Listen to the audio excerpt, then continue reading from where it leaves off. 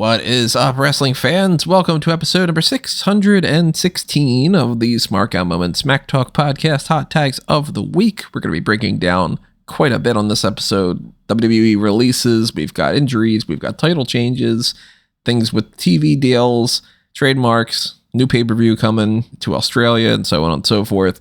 I am your host as always, Tony Mango. Joining me as always are Robert E. Felice. Hello. And Callum Wiggins. Hey there.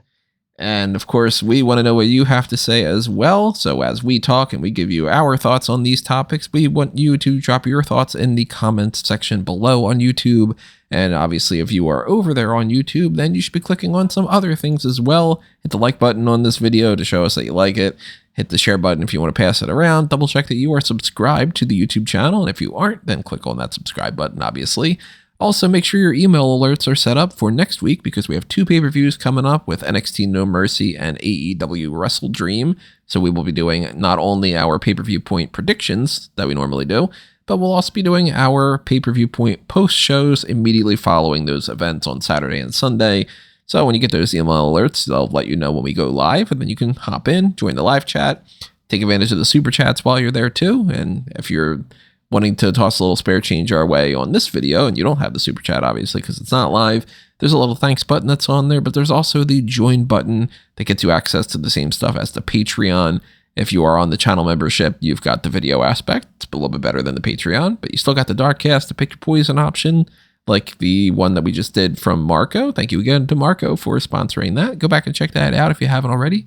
We did some finisher versus finisher type tier lists and a little quick turnaround mini best finisher tournament, and talked about some of the best eras for certain people like Taker and Jericho and Edge and so on.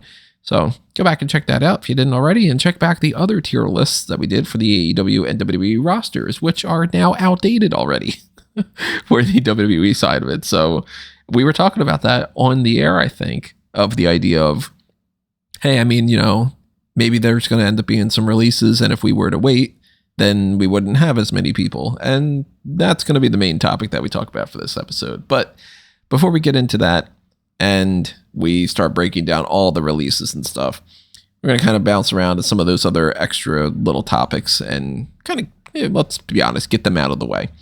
I think we should lump the TV stuff all together. And I think we should obviously lump the Grand Slam stuff together in the releases. So that means starting off with trademarks. Which doesn't sound like the most, enthusiastic, crazy thing to talk about when we talk about all these releases and stuff. But there are a few trademarks that WWE trademarked this week. And we know at least what one of them is for. The other two are up for speculation. The one that we know what it is, well, I guess it's technically two. It's OTM, or what OTM stands for, Out the Mud. And that is the stable name for Scripps, Lucian Price, and Bronco Nima. The reason why we know that is because it was part of NXT. They did a whole thing with playing some like dice game in an alley and collecting some money. And it was like, oh, we got to hustle to get out the mud.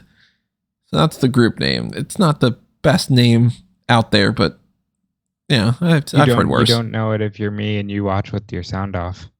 I did not know that at all. No? Oh. Am I just breaking the news to you right now? You sure are, pal. Yep, that's the name. They're like, hey, we gotta hustle and struggle and whatever, but we brought ourselves up from like the streets. We got out the mud. If it's Bronco, Nima, Lucian Price, why isn't it Reggie Thomas or anything other than Scripps? Why are we calling him Scripps? Because he thinks that it's cool. It's the whole like, yeah, I got this nickname on the streets. I'm Scripps. You can call me that because I can, I don't know, write. Not the worst name, not the best name. Meh. Yeah. I think I speak for Callum when I say double meh. Double meh. That's a triple meh. I'm confused about this one, though. Global localization. That sounds incredibly bland and boring and stupid. They're trademarking that for use in what seems like a show more than anything else. Like that they obviously it's not going to be like global localization is the new NXT superstar. Like that's not a person's name. They've had weirder names, but it is on there as intended for category of concept and brand development in the field of pro wrestling and programming entertainment. And then the other one, because they trademarked it like twice. I don't know how trademarks work like that, but covers a category of entertainment services, namely a show about pro wrestling, an exhibition, wrestling events, etc., etc.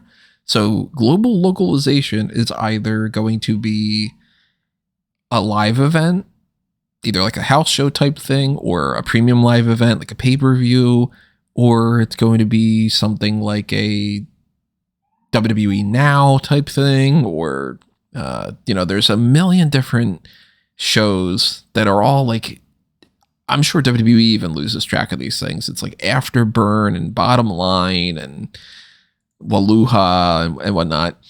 It could be that, or we could be looking at something really dumb where it's like, hey, the pay-per-view that pops up in like January is going to be called WWE Global Localization.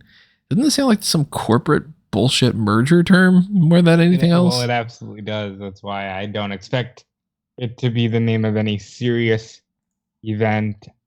My guess is you merge the Waluhas and the WWE Auras and the WWE Ninas and the WWE India, and you just make it, here's your global localization recap show. That's that's bland and it's corporate, but I can't imagine, unless it's the name of the tour that you're going to do when you hit like different countries. But even that. But even like if you go in that direction, global localization. Okay, so let's get definitive here. Global localization is the business practice of adapting a brand's message or product to the local language, culture, and customs. So I'm going to say I'm right. I'm going to say I'm right. Yeah, like we're just going to merge all the different recap shows. I really hope that that's the case. But even then, it's like just a bland ass name. Because they had Global Warning before. That's a cool name.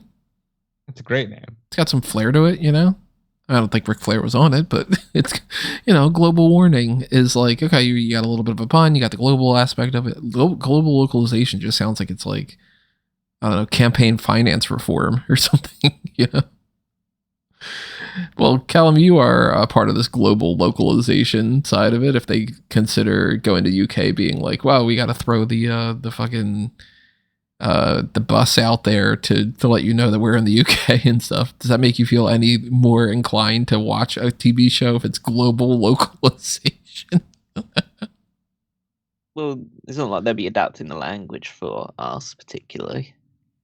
We just have to, as we always do, we have to just, switch our brains off to a slightly lower setting in order to understand American.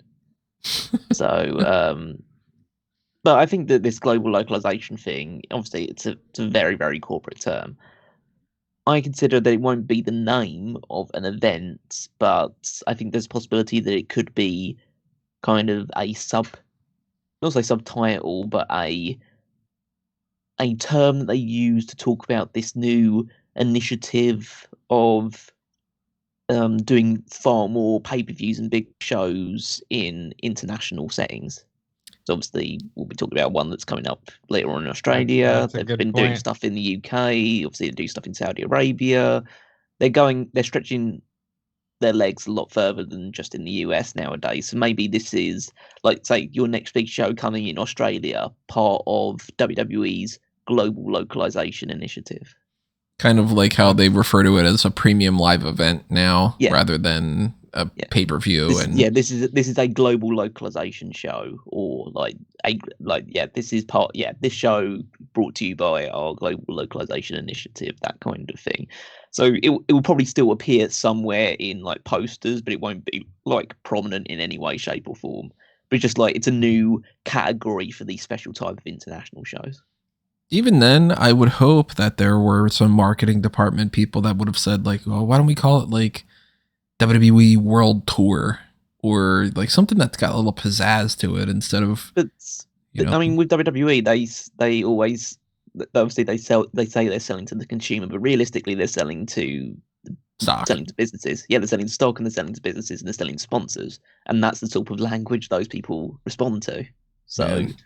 So yeah, that's the audience they're aiming at with this term. Because as I say, like for us, just common gun fans, this doesn't mean it either doesn't mean anything or it sounds stupid. Right. So it's not for us. It's going to be some kind of way that the only other alternative is that as I think it's maybe a bit of an evolution about what Rob said, but maybe it's a case of they're going to make pay-per-views globally local or big shows globally local by attuning them all to, I mean, obviously they're doing commentary and stuff like that, but maybe they're going like a step further to make them feel like, it's almost like it's happening like in your neck of the woods rather than that's the show you're watching in the US. I don't know how you do that. I don't know whether it's just subtitling or extra, like more audio commentary or like maybe I don't know if there's the technology is advanced yet where you can do like instant translation of people talking. It does in some way. I saw a thing the other day that I don't remember what the plugin or the app or whatever it was, but I was like, this is actually pretty cool, and it's something that obviously will get even better as time goes on. But so it was like a TikTok video that the guy was showing it off where he was like, okay, with this filter, it'll change your face in AI and it'll auto translate what you're saying, so you can just kind of speak in like English, and then it'll just not only translate into say like Spanish, but it also has a voice model of what you are, like your actual voice. So it changes your lips in AI, and it changes your voice, and it changes the language to where it just looks like you're speaking Spanish. And I wish I could would have wrote down what that was, but yeah, maybe they're looking into something like that, because I'm sure it's a lot easier when you do the commentary to just do the commentary because you're not seeing them on screen. Maybe they got an AI tool that can make it to where it's like the commentary team automatically changes over to another, if you're watching it in India, if you're watching it in Canada, like whatever it might be, it just changes over to that. That'd be pretty cool. I still think the term is dumb, global localization, but it does kind of give off that vibe of like, the next stock report that they're going to do a media call, and it's going to be like, well, according to our global localization statistics and whatever, and everybody's just going to fall asleep. It says something that they trademarked it and not like they didn't trademark premium live event. Right. So they must be like, they got a semi about this at least. they're definitely going to like have unique, I don't know if they'll have shirts, but they'll have banners and things made that way because they trademarked it for two purposes. Yeah. Right. So they must really like the term. Then again, we're also talking with the company that that thought that an entire WrestleMania could be marketed off of. Not many people know the word stupendous. Well, no, that was one man. Get it right. But let's talk about the second trademark, because I think this helps us further and aligns more with what Callum says.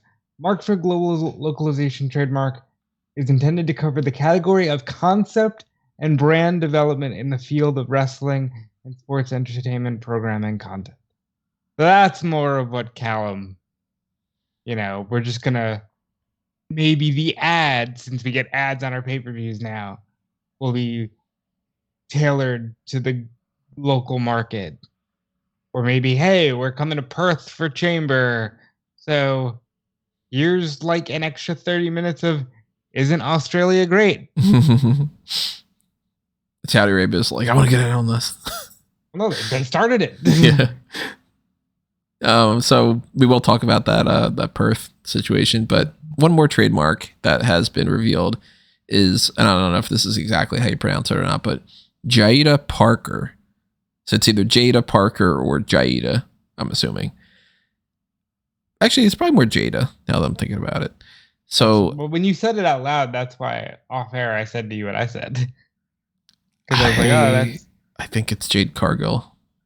That's close. I think it would be a huge mistake not to just name her Jade Cargill and let her go.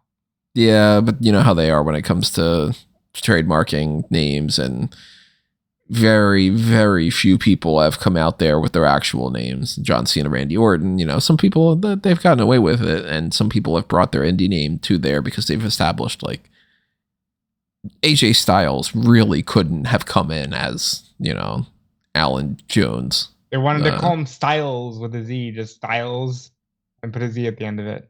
Really? Yep. Just he's gonna have Styles. One name. Styles with the Z. That's so dumb. Why did they do this shit? Jada Parker. It's probably Jade Cargill. I'm not gonna say it's probably Jade Cargill, but we will see. Oh, you're gonna say it's definitely Jade Cargill? No. We will see. There are plenty of names in the Performance Center that don't have names yet. So I count currently as far, because it seems like it's a female name. I mean, I don't anticipate that Bo Morris in the Performance Center. It's going to be Jada Parker. But there are 16 people just hanging around in NXT. Or no, actually, it's less than 16 because Izzy Dame, that she already has her name, and Carmen Petrovic has her name. So 14 names of people like Anna Kiefer, Gina DeLucia, Kaya Saint. Actually, that might be her name that she might have already gotten. Point being, there's around a dozen or so of them. And then there's the next in line athletes. I count currently 21 of them, like the Cavender twins, but they're not going to go with just one random name like that. So it could be any of those. But I highly doubt that it's not going to be Jade Cargill rather than, you know, Thailand Register. Well, we'll see. We got a breakout tournament coming starting next week. They'll be giving information, so we'll know real quick. I mean, it could be as simple as Jade Cargill pops up for that, or Jada Parker. She could run through the whole breakout tournament, but we'll obviously find out when we find out. If they end up going with Jada Parker or Jaida Parker, whatever it is, that's probably the part that needs to be emphasized that I don't know how to pronounce. I highly doubt Parker is pronounced differently. If they go with that name for Cargill, what do you think, Callum? Is that fine enough? It's just a name, I know, but still. I mean, there's nothing wrong with the name. It's just, yeah, it seems like a waste to take someone from your competition and then kind of cut off the. I mean, people will still know who it is, but to just immediately cut off that impact of it by saying, "Oh, Jade Cargill, formerly of AEW, is here in WWE. We got one of their big hitters. Now we've just completely renamed her and having to start her from scratch." Yeah, we've stripped her of any, you know, association that you might already have with the name. And I mean, my goodness, she's a star. Why would you don't change it? You just take it and make it better. But I will say it'll go the same way that Gunter went, where it's that is like, true. People will be upset for about a month or two, and then they'll get over and get used to it. So I actually think, as names go, honestly, if this is Jade, it's one of the better ones. Like the Jade is still there. It could be way, way worse. They could have just gone with like not naming her Stephanie Jones, Kathy McGee or something. But Jada Parker does also, not that this necessarily would have been exactly the reason why they would do it, but the main reason we know is they want to trademark it because they want to own the name. But people did bring up the idea there is Cora Jade, and they do tend to not like having people with the same names. Whether it's, you know, we've already got a John, so we don't want another John, or it's something more specific of, hey, I don't think that Elijah Burke is going to appreciate Alvin Burke being Alvin Burke, so let's go MVP or something. And Jada Parker solves that. So I'm down for it being her. If it's not Jade Cargill and Jade Cargill pops up here and she has a name anything other than Jade Cargill or Jada Parker, and this is just randomly Oh, I do see on the name on this list, though, there is somebody in the Performance Center named Jade Gentile. Well then. So it could be Jade Gentile. Because she certainly would not be going by Jade. We might have to put a pin in that. But if they did trademark it like this, realistically, it's probably the Jade Cargill thing. So realistically, either way, I think this person is either going to appear on the next episode of Level Up or appear in a vignette for the breakout tournament because they're getting the name ready. Yeah, I think we'll probably know who this is applying to by Tuesday. Do the hot tags. Yeah. Sometimes they do these trademarks and then they just sort of disappear and we don't hear anything about it. Like we never figured out who Triumph was or the gruesome twosome. Like that never. Honestly, now that we think about it, Scripps, Triumph, and Pantheon sounds ridiculous, but sounds a lot more in sync. Was Scripps around that time? Yeah. Well, no, I mean he was already there as Scripps. No, I mean as the Triumph and Pantheon thing. Yeah. So that was Scripps, Triumph, Pantheon. No, I'm saying that they already had Scripps, but it could have fit better than here's Scripps with Lucien Price and Bronco Nima. Oh, if they just went with like their nicknames. Yeah, like here's Scripps, Triumph, and Pantheon. They apparently earlier in the year they trademarked "Follow That, My Friend." Yeah, because it's supposed to be like "Follow That Motherfucker." FTMF. I get you it. can't say motherfucker. Yeah. But yeah, the Pantheon Triumph thing was around the gruesome twosome. So that never happened. That was April. And nothing's come about from any of those three names. So who knows? Jada Parker might be something that we just don't see. Or it could be Jade Cargill or Jade Gentile. Or for all we fucking know, they're renaming Cruz del Toro. I don't know why I went with Cruz del Toro out of all names. But that's trademarked information to get into. If we're talking the idea of like trademarks and, signing some legal papers and all that kind of stuff, let's get into some of these other topics that we've got with like TV deals and pay-per-view deals and all. One of them being Warner Brothers Discovery, WBD, hate it, on their Max service, which is no longer HBO Max, hate it, are launching a Bleacher Report add-on that is going to cover live sports on that Max service. Now, it's going to be free until February 29th, but once February 29th rolls over, it's going to be $10 a month added on top of your Max subscription.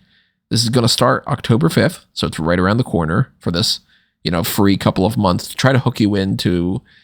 Let's be honest, they're giving you the free thing because they want you to get used to it and then forget about it. And then the next thing you know, February comes around and you get that extra $10 and then you go, man, well, now I can't do without that. So I guess I'll spend an extra $10 a month. There has not been any clarification that I have seen online about AEW with this, but the implication's there. And it seems highly, highly unlikely that AEW events have been hosted on Bleacher Report from the start. And Warner Brothers has obviously a lot of stake in TBS and TNT and AEW in general having this big partnership. There's no way that AEW events do not come to this. And there's been a lot of discussion about AEW bumping up their amount of pay-per-views to 12 per year, like one per month. We're potentially going to get another pay-per-view happening after Full Gear sometime in early December or mid-December or so. Maybe even late December for all we know, but sometime in December. No name has come out that I've seen about that, but that would be their 8th pay-per-view of the year. It seems like they're ramping up for that idea. Let's see how many pay-per-views we can do. We'll probably try to do around 12 per year. And once this whole Max thing is situated, they're probably just negotiating for rights and stuff right now, trying to figure out what to do with like all the other avenues that you can buy the pay-per-views, because I'm sure that payperview.com and YouTube and Fight and all these other kind of places that want to sell these AEW events, they're probably trying to, hey, don't take that away from us. I'm anticipating pretty soon we're going to get an announcement that the AEW shows are going to be on there. The only thing that's kind of up in the air is, how much are they going to charge? Is it going to be that you have to sign up for Max for like $20 a month or whatever it is? Yeah, do you know the current price of Max? I don't subscribe to it.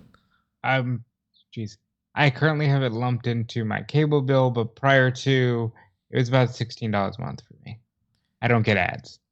That's the ad-free tier thing. Yeah. So let's just say $15-20 a month, and then you pay another $10 to get the access to the live thing. I don't know how pay-per-views work with that deal, because they've not said anything pay-per-view wise. It's just like, well, you can watch the live shows. It might be $20 for Max, $10 for the live thing, and then an extra $15-20 for a pay-per-view. You might be able to spend $70-80 or something, the same as you would, or even more. I think that would be a horrible business venture if that's the case. But if it's like Peacock, hey, that kind of works. It sucks that it would be $30-something. Oh, get over it. I'm paying $50 every AEW pay-per-view. Get over it. $80 sounds a lot better. I'm not a fan of paying, but at the same time, that looks bad compared to the Peacock numbers.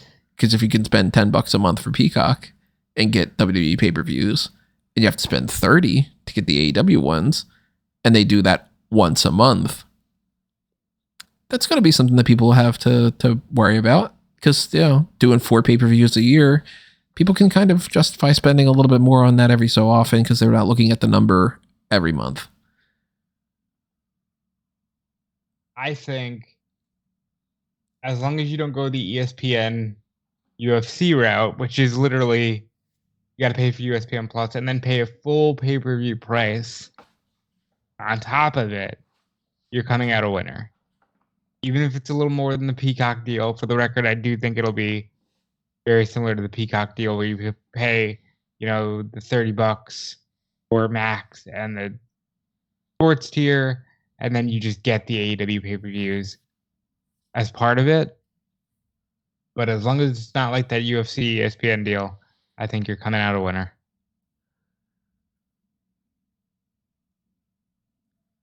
Yeah, I think that moving to the subscription style model feels like the next natural progression for AEW's pay-per-views, especially if they are planning on expanding it in the future.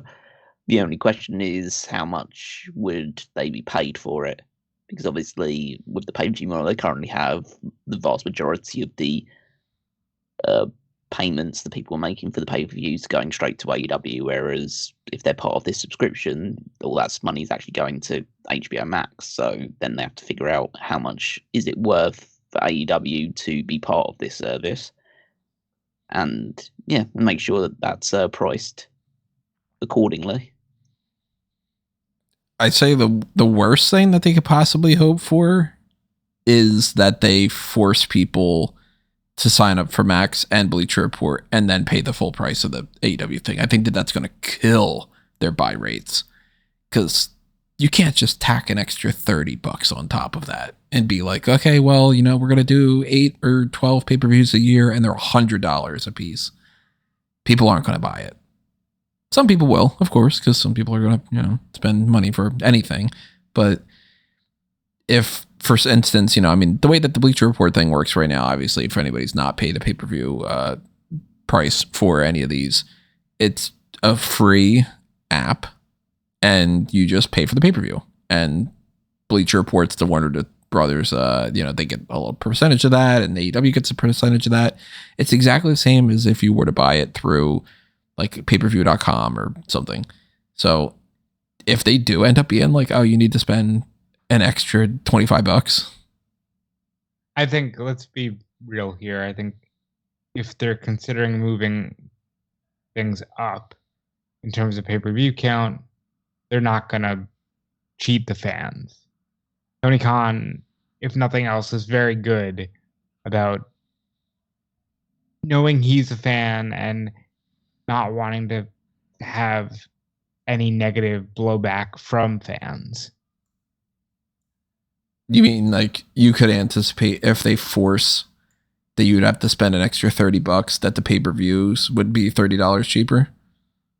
Yeah, I think like if there absolutely is a mandate, like, well, it can't just be that they're on Max. You have to charge a separate pay-per-view fee as well. I think they would do their best to come in as low as possible. It's like, okay, well, you're normally, how much is the normal price? It's like 60 something $50. after tax. Well, It's because 50 the and taxes, change. whatever. Yeah, so it's let's say 55. Let's just put it as that. If it's normally $55, and then they end up saying like, okay, it's $30 for this deal, then it would be like, okay, well, we're going to charge $20 for the pay-per-views. That's a big difference. And if I were Tony Khan and I'm like, okay, now I'm only pocketing the $20, I don't know if I would sign up for that deal. And maybe that's the reason why this announcement of this Bleacher Report add-on doesn't include AEW. Maybe it's such a different model that they're like, No, it look, doesn't it's include great. AEW because AEW is the only one where you have to factor in, okay, how do we, there's a loss of revenue there because if we're not doing pay-per-views, like you're not doing, pay-per-view for a baseball game. Right. But that's what Yeah, I mean. they- Like maybe the reason why they didn't say anything about it is because maybe they haven't settled on a deal yet and they're still trying to negotiate. Because it is weird that they would announce this and not include AEW. There's a reason for it. It's not like they just decided, well, nobody cares about that. No, they would say, oh, you get access to all these great things on here, including baseball and blah, blah, blah, blah, blah. Maybe they're and waiting for AEW to announce it on Wrestle Dream that starting with Full Gear, since Wrestle Dream is a few days before the launch of the new Bleacher Report service. And we haven't talked about this. Maybe they're just making sure it works. Because Bleacher Report for AEW pay-per-views, I personally have never had an issue. Oh, I But have. I know all my friends have. There has not been a single AEW pay-per-view. And I've had them all through Bleacher Report. I've never bothered to try to get any other kind of service. There has not been a single AEW pay-per-view, or ROH pay-per-view for that matter, that has not, at least at one point, if not like 7 or 8 times, muted itself. And I've had to click the back button on there and restart the pay-per-view. That's if they start on time, because a lot of them, it's been like, oh, the pre-show just didn't load, and I've had to watch the pre-show on YouTube, and then once the pay-per-view started, that's when that actually loaded. It's been issues of, the delay is always a thing. There's a delay on the Peacock thing too. It pisses me off that there's a delay on YouTube and a delay on the other thing, so you end up being like 20 seconds behind if you're watching it on Peacock, and that's even worse on the Bleacher Report app on the TV. Like I'll frequently have it up on my TV and on my computer, and I'll, if I'm going into the other room to grab a bite to eat or something like that, I'll have it on the TV louder, and I'll be 20 seconds behind. But they got to work out some of the kinks for that, and I don't know, it's something to pay attention to, because at least it's going to be starting October 5th, so it's right around the corner for that. More importantly, because this could actually take us into another topic, the idea of wrestling on streaming services like this for live first-run content might be something we need to get used to. Because while there's a new deal for SmackDown, Monday Night Raw and NXT negotiation rights are still wide open, and a lot of people are suggesting Amazon. So that's actually 2 of those to talk about on the WWE side of things. One of them is that Hulu, their streaming rights to WWE is set to expire next week. Now, last time they were set to expire, they hammered out some kind of a quick deal and they ended up extending that and all. But it wouldn't shock me at all if we just do not see this deal work through again. And that's the end of WWE Main Event. The only reason WWE Main Event exists is so that they can fulfill a contractual obligation to Hulu to create a Hulu specific show. It's been the case for years. Everybody knows it. We've talked about it a million times. WWE does not give a shit about main event. They don't put it up on the website. People make jokes about it on the roster. You know, how many times did like Cedric Alexander be like, you know, tweeting out like, well, nobody watches because it's main event, you know? Or Dijak being like, well, we did some good things on main event, but that's main event, so it doesn't mean shit.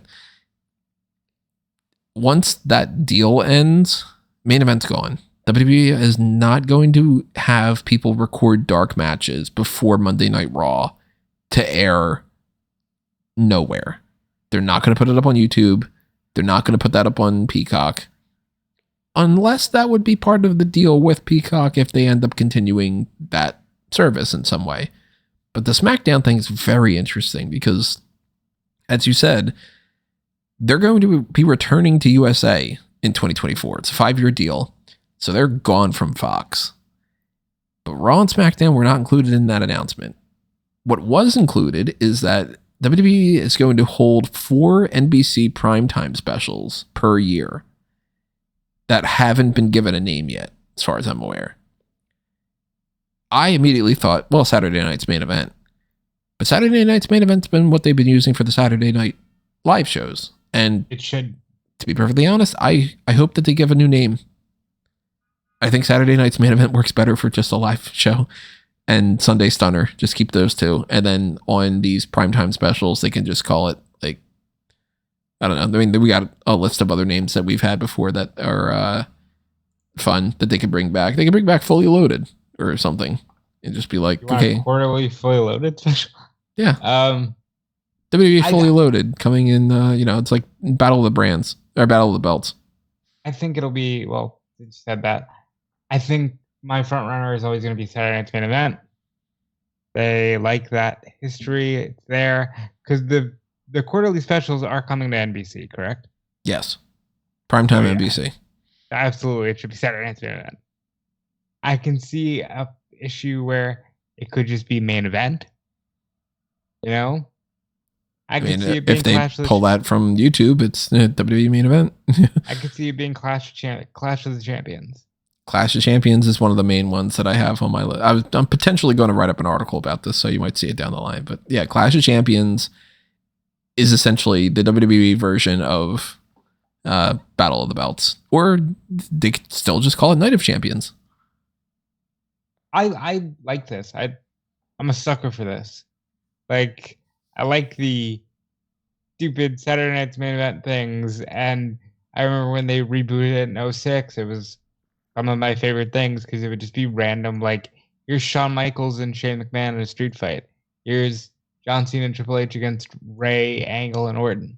That stuff for me is fun. I like dumb stuff like this. As far as SmackDown going to USA, look, a lot of people are like, they failed on Fox.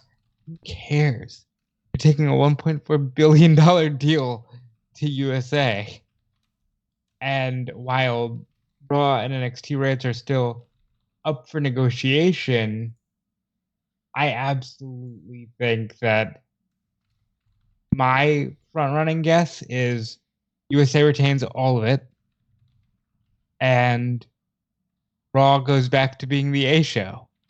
Hence why they put Michael Cole back on commentary.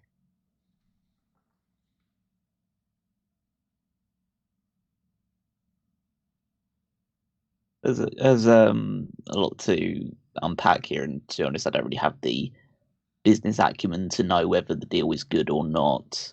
I've heard enough people, some people say, it's a great deal, and I've heard other people say, they probably expected more than what they ended up getting for SmackDown.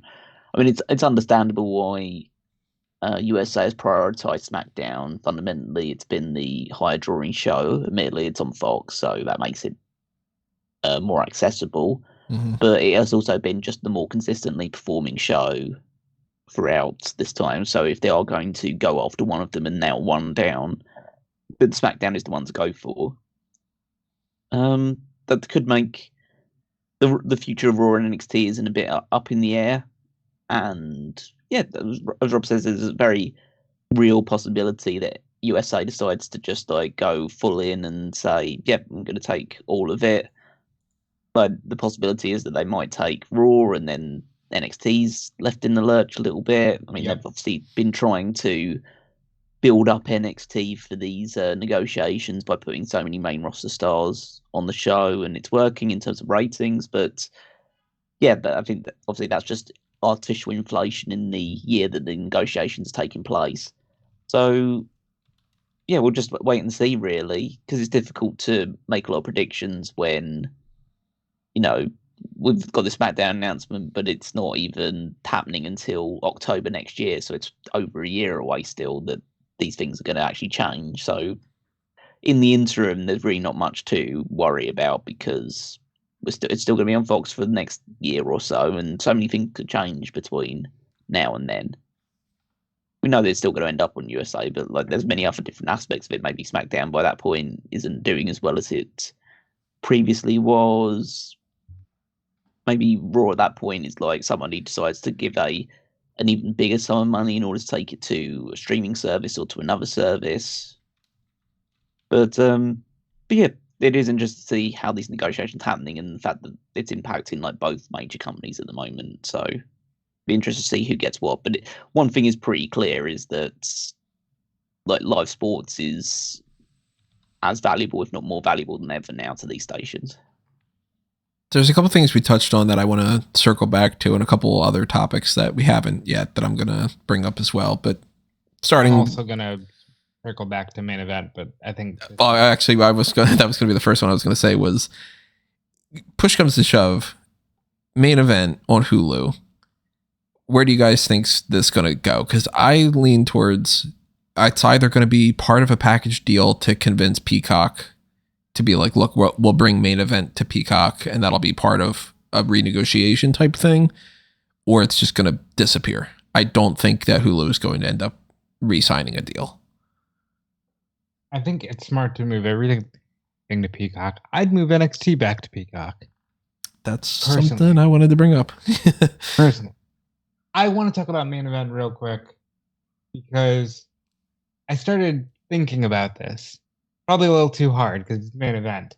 But I was really thinking about the lack of capitalization on even a show like that. Like, that is an hour of airtime, right?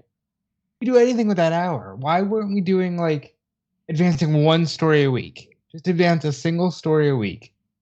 Because we're going to talk about something later where somebody says they pitched an idea to do an undashing gimmick against Cody. And I'm like, I don't want to see that on Raw, but I could see, main event being a fun spot for that. And there's no reason Edge couldn't just say, hey, I want to wrestle Ciampa before I go.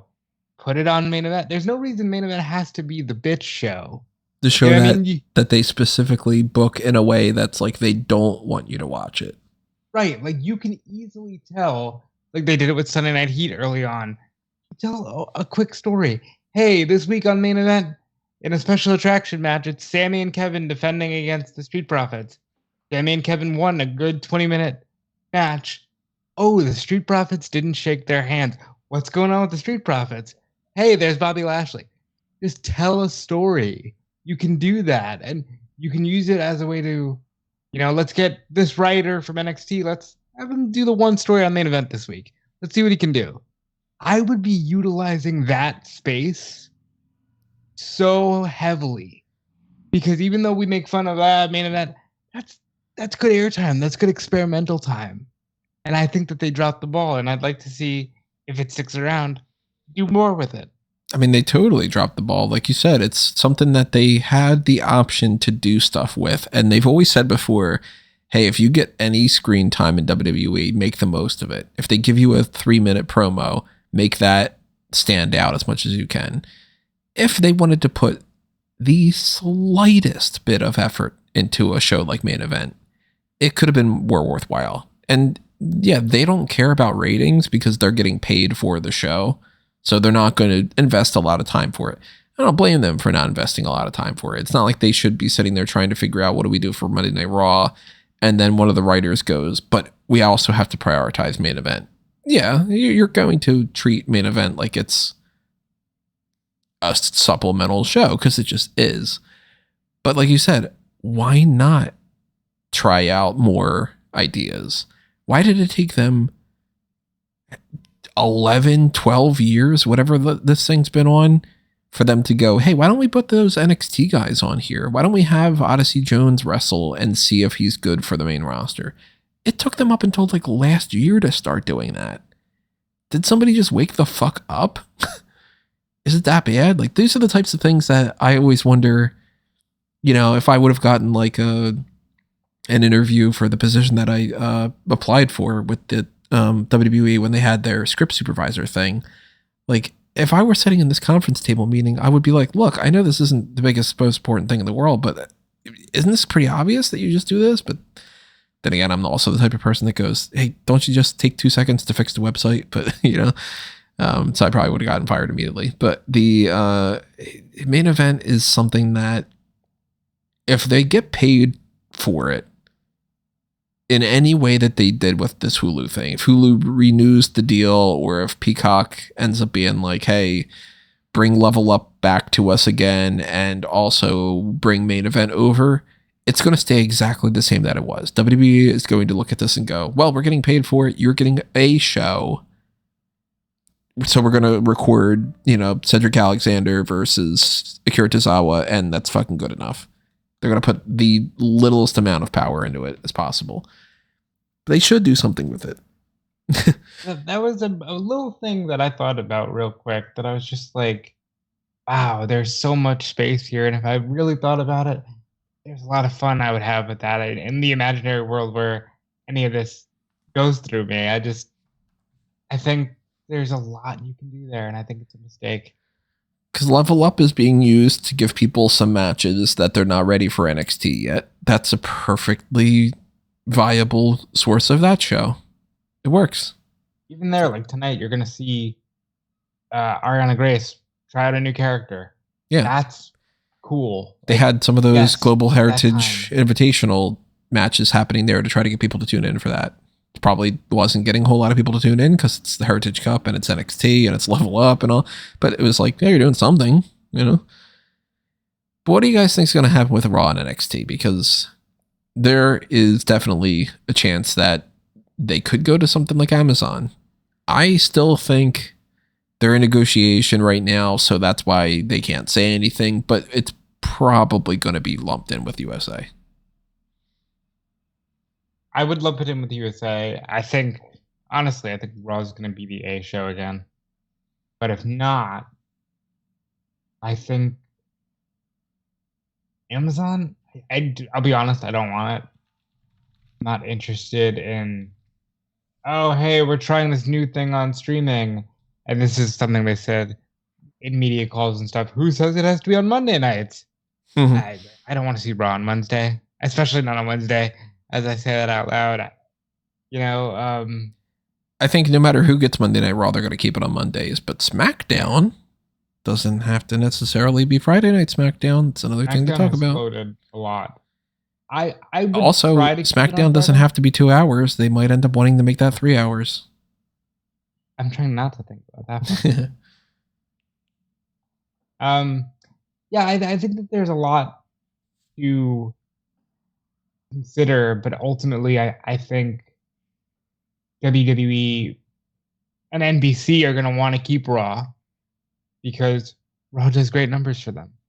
It's not doing great numbers in the annals of history for Raw, but it's doing great numbers for them. And then I think NXT, that doesn't do hot numbers, except for recent weeks because of Becky Lynch, might be something they say, hey, well, what if we make this a Peacock exclusive? I think ultimately it's all going to go in-house to NBC, though. Where do you think this is all heading, Callum? New nights, new hours, all USA, we go Peacock, we go in Amazon. I don't think there'll be any changes of nights because they've got them well established, so I don't think there's any reason to change them. Like Wednesday's a no-go. Thursday, there's already plenty of stuff already happening there. That's the only day that's probably somewhat available, but I think that they're pretty set on where things are. People are familiar with it. It's been this way for years and years at this point, so I don't see why they'd want to change it. The only thing is because I think that realistically the best option is, well, the most likely option is that it does all come into NBC. But the only thing that gives me pause for thought is why announce SmackDown and then the other two are just still left hanging. Like, why have you been so keen to lock down SmackDown and the other two are just hanging around still? Why wouldn't they have just hammered out the rest of the deal and announced all three at one time? Yeah, exactly. Yeah. So it does make me feel like SmackDown, at the very least, I disagree with Rob's assertion because it's clear SmackDown is the priority because they've locked that up first. So clearly the number that they want to give Raw, let's say for argument's sake, obviously we don't know this, but for argument's sake, let's say they have been trying to negotiate all three of them and they've announced SmackDown because they've come to a deal that they're happy with. And so does that mean that they want more for Raw and the USA aren't willing to pay it right now? Or because essentially whichever one is worth the more money is the one that they will put more investment into, probably. So that's just the way that it should be. So I think that there is a potential that they, at least with one of those two, explore the streaming thing and see how viable it is.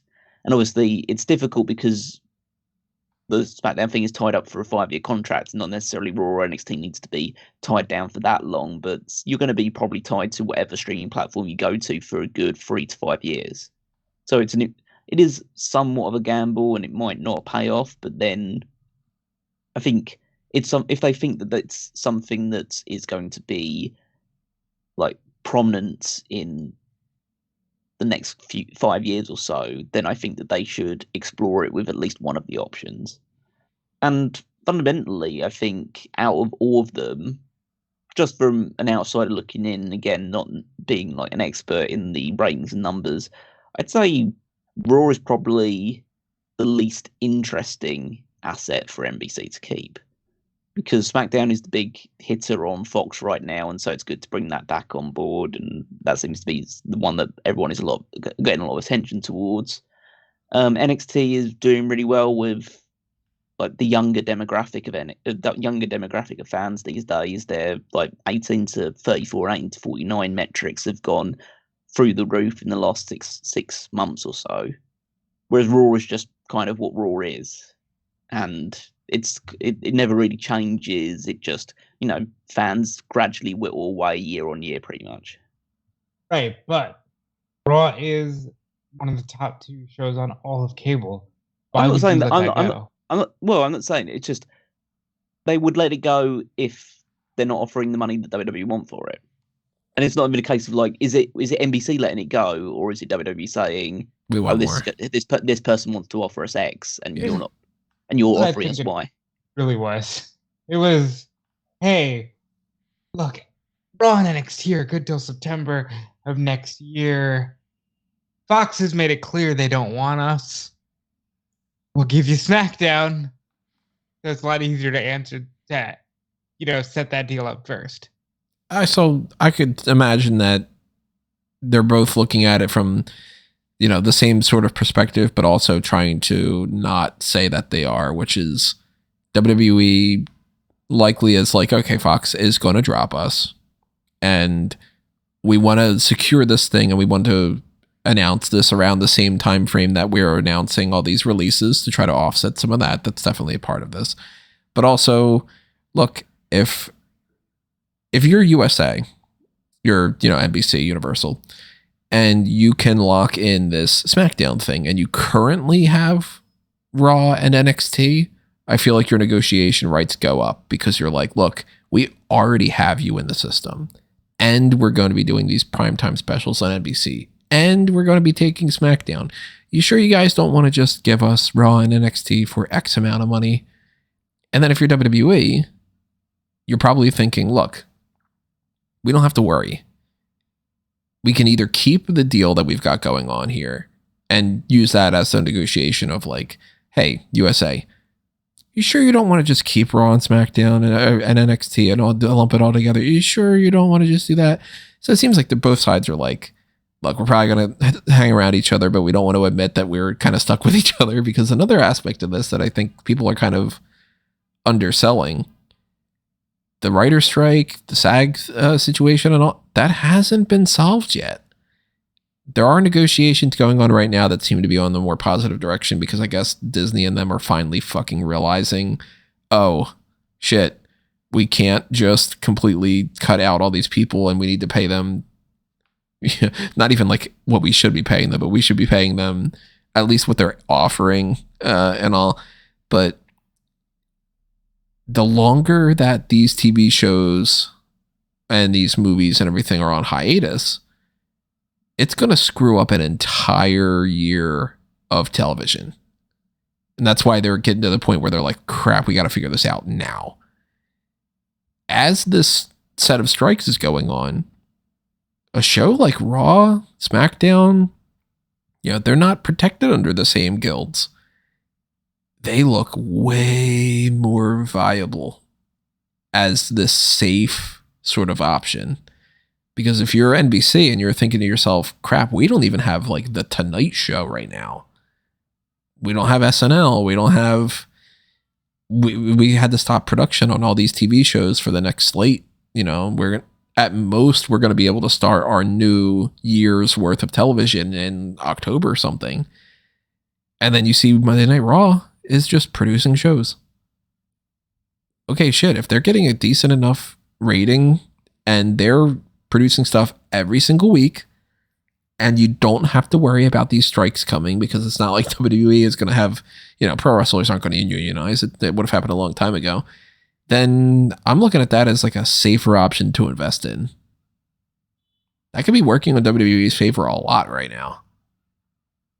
I want to read some things from the actual press release, because it does confirm that, yes, they will be sticking to Friday nights on USA. And this is coming from Francis Berwick, the chairman of NBCU. With Friday nights on USA, primetime specials on NBC, and the WWE Hub on Peacock, we'll continue to use the power of our portfolio to super serve with this passionate fan base. Nick Khan also basically says, yeah, we're excited to extend this relationship. I think everything's going to NBCU unless they get a really shockingly good offer from like Amazon. Amazon would probably be the only other one, because I don't think Disney's going to offer them anything like that, and I don't think that Apple is going to offer them anything like that. So it's pretty much... That would be the most shocking, but interesting. Yeah. Amazon could very well do that, and they could do something that even in-house in like the NBC Universal side of it, they could do something like, okay, well, we do want to have Raw and SmackDown, but NXT is not performing well enough on Tuesday nights for us to keep it on USA. So make that a Peacock exclusive. It could go back to that. It used to be.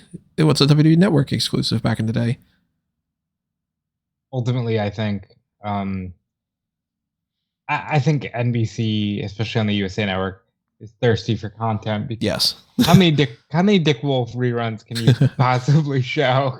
Like, I mean, those shows are just repeats as it is. Every single show is, the same. But here's the last thing I have in mind about this particular topic to bring up. It's not something that they would ever admit. But look, WWE wouldn't admit that they don't give a shit about main event. WWE never admits anything wrong about themselves. They will twist it if they need to say something and be like, well, I guess the things don't work out, but then we're excited about our new ventures and whatever. They're never going to say, yeah, we don't give a shit about whatever or something. It's a possibility that we see starting very soon that they don't give a shit about SmackDown. Because it's like, okay, well, we locked in a deal with USA, and for the next year, you're not going to get your fucking, your championship matches over here that are going to draw big ratings. We have no investment in boosting up Fox. You still want to give them something good on the way out. I mean, they're not going to ruin it. They're not going to turn it into main event, but they might not be like prioritizing it in anywhere near what they were doing before. Because what's the incentive for them to give extra boosts of a rating to Fox if they're going to be leaving? Now, they might keep that going as long as they need to for the negotiation for Raw and Raw and NXT. And we might not see anything change for a little while until after that. but it would not shock me at all once Raw and NXT are sorted out. If we just see like, all right, well, we're gonna move some people over to Monday Night Raw and try to boost that or something, you know?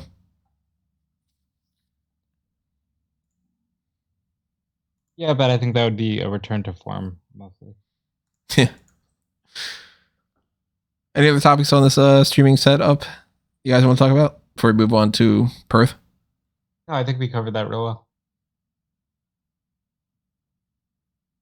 Nothing else on your end too, Callum?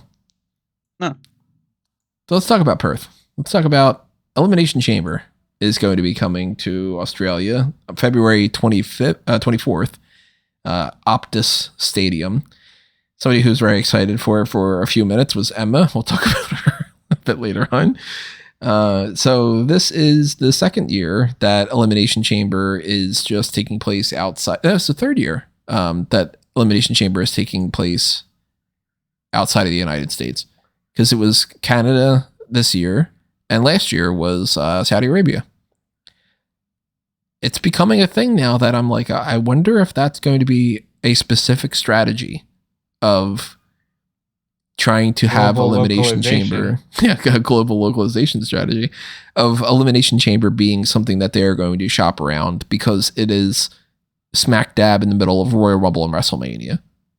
It's not like where we're going to bring WrestleMania over to Saudi, or, you know, the Royal Rumble is going to take place in London or anything along those lines. But it's like, well, it's Elimination Chamber. You guys are getting a big event, a lot of momentum for WrestleMania. It's smart. I like it. Yeah, there's nothing really to criticize about it. They're going to a country and a fan base that's pretty starved from, obviously, WWE wrestling content. That they barely ever go to Australia. The last time they really went there was for that Super Showdown show. So yeah, it's again just appealing to a more active fan base to make them seem like the product is super hot, even if, like, most times in terms of receptions in your home market, it's not as ravenous as it is if you go further afield. And yeah, they give the pay-per-view and they probably get a shit ton of money for it from, like, Perth, like from, I don't know, Perth City Council, or however they refer to whatever their kind of government structure is. So yeah, it's a win-win-win for all involved. Yep, this is a great kind of business deal. One that makes WWE still look and feel like a powerhouse. And I thumbs up. So if that is going to factor into WrestleMania in any way, I think the only real way that that's going to be is that it's going to prioritize Rhea Ripley in a little bit. I've seen a lot of people jump immediately, sadly, because they're going to be disappointed on these things, going, oh, I guess Grayson Waller's going to win the Royal Rumble then. It's like, what? What the fuck? Yup. I've seen so many reactions like that, where it's like, I guess this Australian person's going to win the Royal Rumble and they're going to WrestleMania. Like, hold your fucking horses. It's not happening. But I could see him in an Elimination Chamber jumping off a pod at a big moment in front of his people. Yeah, like that is almost a guarantee. Rhea Ripley, if she's still holding the championship, she'll defend the championship. She'll be a big deal. You know, I mean, she's going to be a big deal anyway, I'm assuming. But like, it's baffling to me how quickly everybody just jumps to that kind of thing, where they're like, you know, I mean, like, Fastlane is happening in Indianapolis, and then what's the upcoming show that's in Chicago? Or no, it was just that Payback was just in Chicago. That's what it was. That people were like, oh, Punk's going to return. It's like, there's Survivor Series in Chicago? Yes.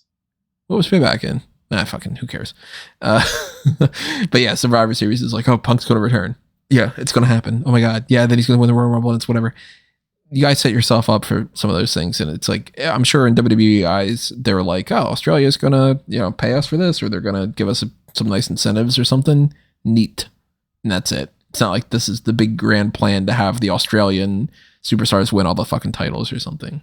But there are people who do get in there. Yeah. You know, like that. Like, Zelina Vega did get a match at Backlash for it being in Puerto Rico. And they parlayed that into a nice little push for her. Yeah. So it's like you might see a dedicated Grayson Waller match.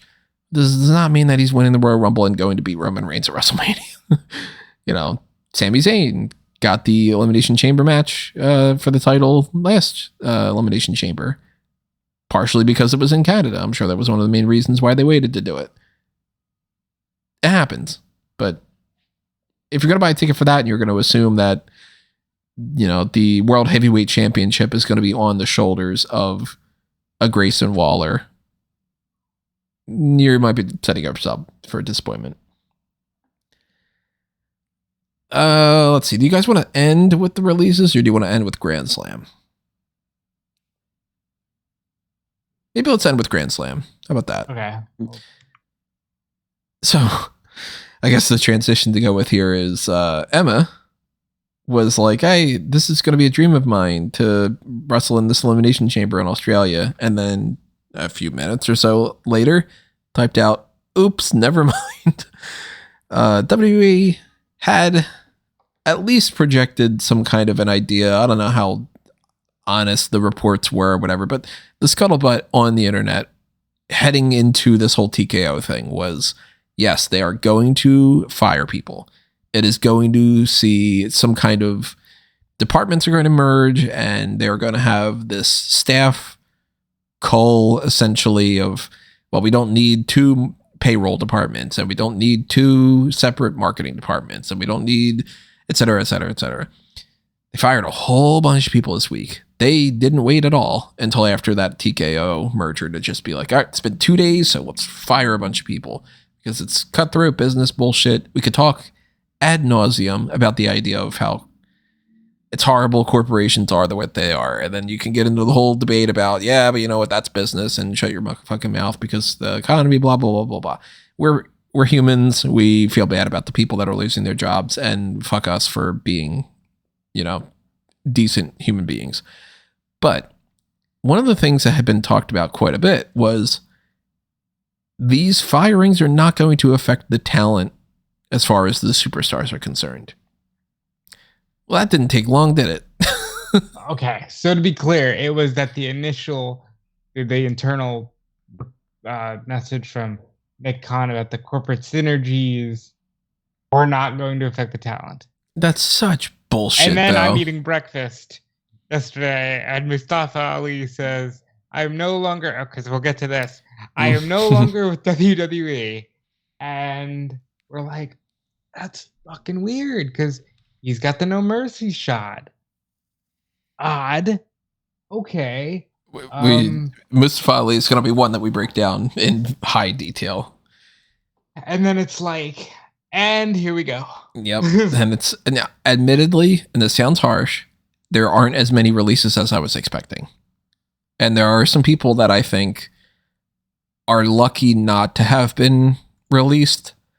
Not in the sense that I'm wishing that upon anybody.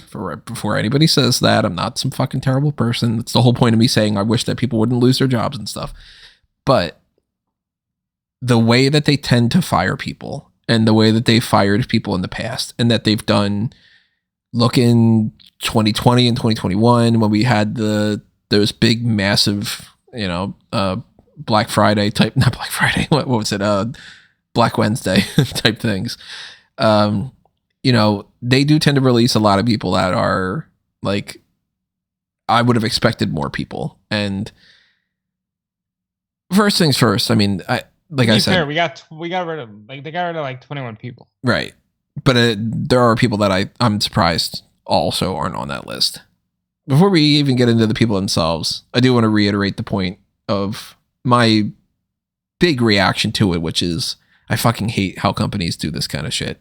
I think it's horrendous in a million different ways. And I do think that it's absolute bullshit that you can be like, not you, Rob, but like that people could go like, well, they were technically right in saying that the first round of cuts wasn't affecting the thing. And then we just happened to have another one. You fucking knew you were going to do it. We all know you were going to do it. Just fucking say, yes, we will end up firing people on the roster as well. Don't try to be a fucking hero and then immediately stab somebody in the back. You're already going to fire them. You're already ruining a lot of people's lives. You're canceling a lot of their dreams. You are forcing them to have to try to figure out how they're going to survive with the lack of this paycheck and everything. Don't be a dick about it on top of it, just because you're like, well, if I say that, then the stock's going to go down for 2 weeks, down 1 point, and then bounce back the next fucking week. I hate it. I think that corporations are evil in a million different ways. But I guess let's start getting into the actual...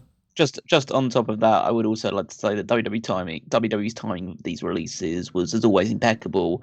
Literal hours after announcing that they had secured a $1.4 billion TV deal That's with the part where SmackDown. It seems like they wanted to sandwich that. They wanted to go, hey, we got this Elimination Chamber thing. By the way, we released a bunch of people, and we got this SmackDown deal. Look at that. We're doing fucking great. Problem is they didn't do it. SmackDown deal happened before that, yeah.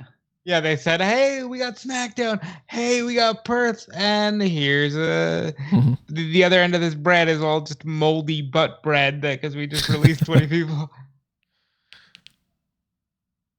It's sick.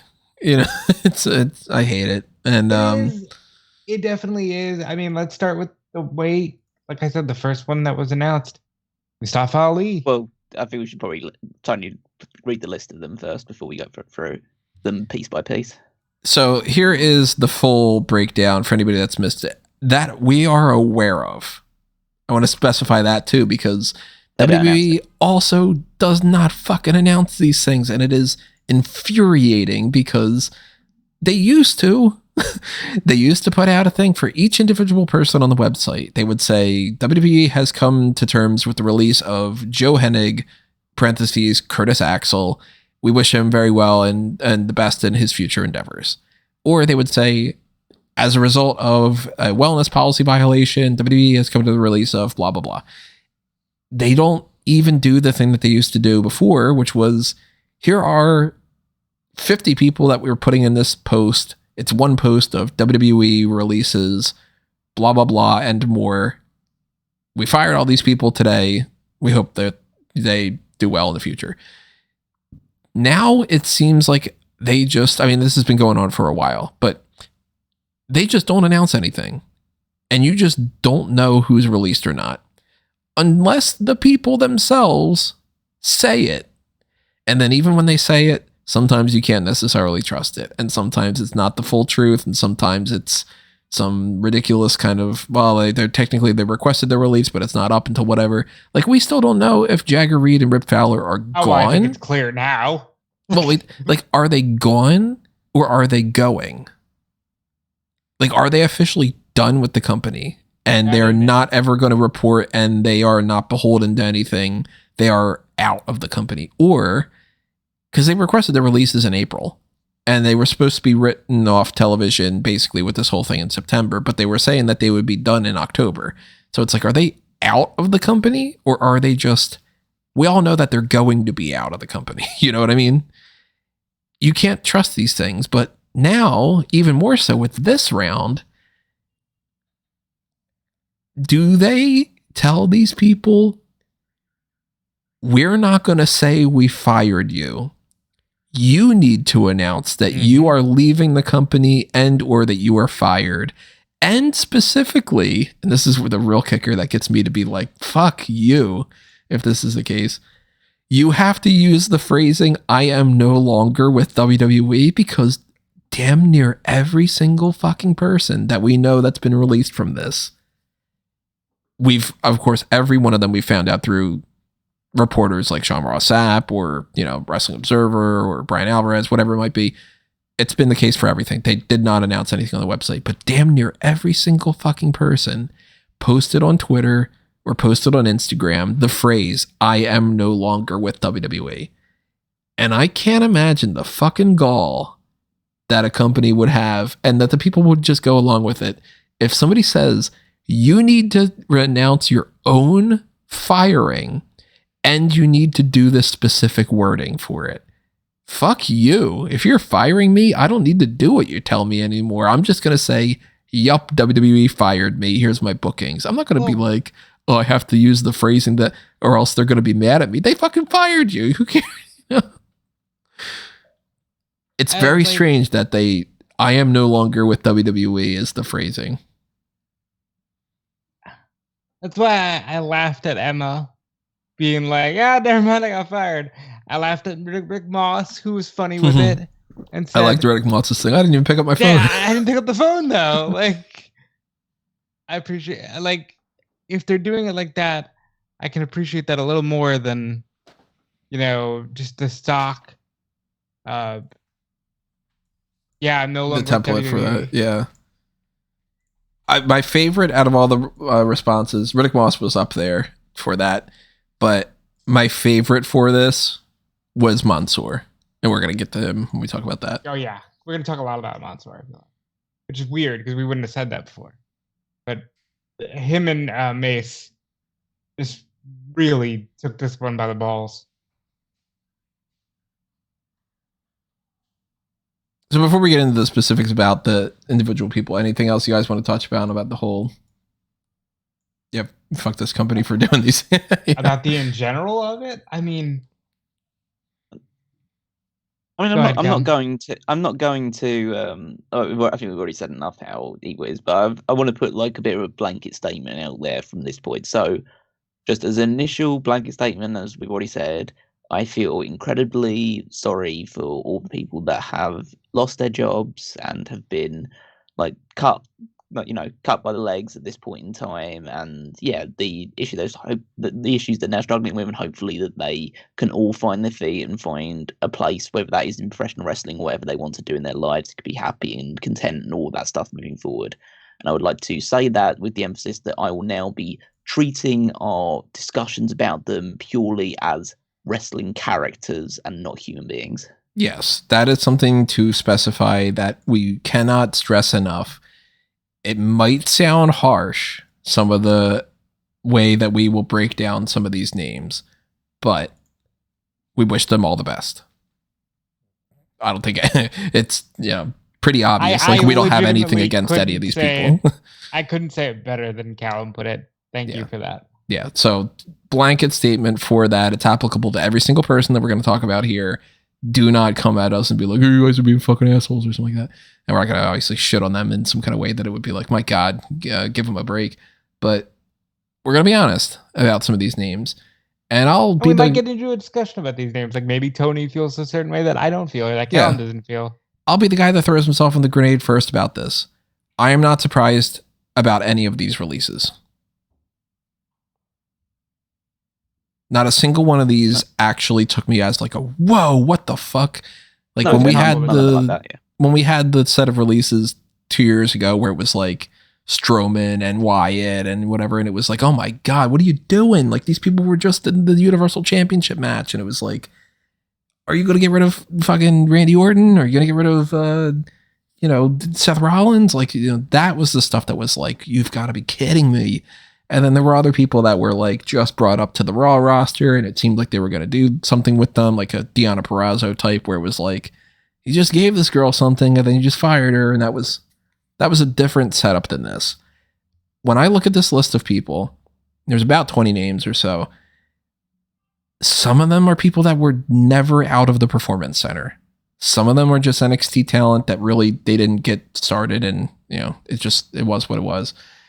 Some of them we've seen enough of that we can honestly judge them, and we'll judge them and talk about where they can go and what their future is and stuff. There really is only one name, 3, 4, I would say, but one name more than any that I think is going to be a game changer for anything. So let's talk about the ones that are probably the lowest on the spectrum as far as what we can talk about. Actually, let me run down the full list of everybody just very quickly for anybody who needs to recap and they're clicking on this for the news. WWE released in alphabetical order. I don't know if I'm going to say his name pronounce that correctly. Abuli Abadi Fitzgerald. I don't know. Sorry. Alexis Gray, Aliyah, Brooklyn Barlow, Bryson Montana, Dabba-Kato /Babatunde Commander Aziz, Dana Brooke, Daniel McArthur, Dolph Ziggler, Elias, Emma, Ikemen Jiro, Kevin Ventura-Cortes, Mace, Mansoor, or Mansoor, Mustafa Ali, Quincy Elliott, Rick Boogs, Riddick Moss, Shanky, Shelton Benjamin, Top Dolla, and Yulisa Leon that we're aware of. Specify that too, because even today, Fitzgerald was like a name of like, oh yeah, him too. Shit. Okay, well, so WWE.com, if you check the alumni section, that's not up to date 100%. The Superstars page isn't 100% up to date. I don't even know if the Performance Center website exists anymore, but they don't update that shit anyway, so it doesn't really matter. There's no way of really knowing exactly who's been fired and who hasn't. Unless they pop up on television, we know that they're not, you know. And clearly, it would have been a bigger deal if they would have been like, hey, we fired Cody Rhodes. We would fucking know about it. But, you know, these Performance Center types of talents and the Next in Line crew and NXT talent and all, it's kind of up in the air. But let's get into the different people that we've got on this list that we can actually start, you know, kind of breaking down in more detail. I think it's pretty, you know, I don't think that these other two guys are going to disagree with me on this. We pretty much have nothing to say about Alexis Gray, Brooklyn Barlow, Bryson Montana, Kevin Ventura-Cortes, Daniel McArthur, Fitzgerald, and I think that'd probably be it. The rest of them we probably could talk about a little bit. They're all like Performance Center type talent. I haven't seen anything from them except one match from Brooklyn Barlow. Yeah, anyone from the Next in Line sort of era or class is probably nobody that I would have paid any attention to. Like Bryson Montana's wrestled a few times, but I couldn't pick him out of a crowd, you know. So hopefully they all figure out something. I know Alexis Gray had tweeted out something about like, well, now this is my new passion, so I'm going to really, you know, really bust my ass and stuff. And it's like, cool. Good, and she'll find a way. She was there long enough to take a professional photo in a Chase U shirt, so it did something. Yeah, and you know, if they are really passionate about it, they're going to be working the indies. They're going to be, you know, they'll work their way through the system in some way.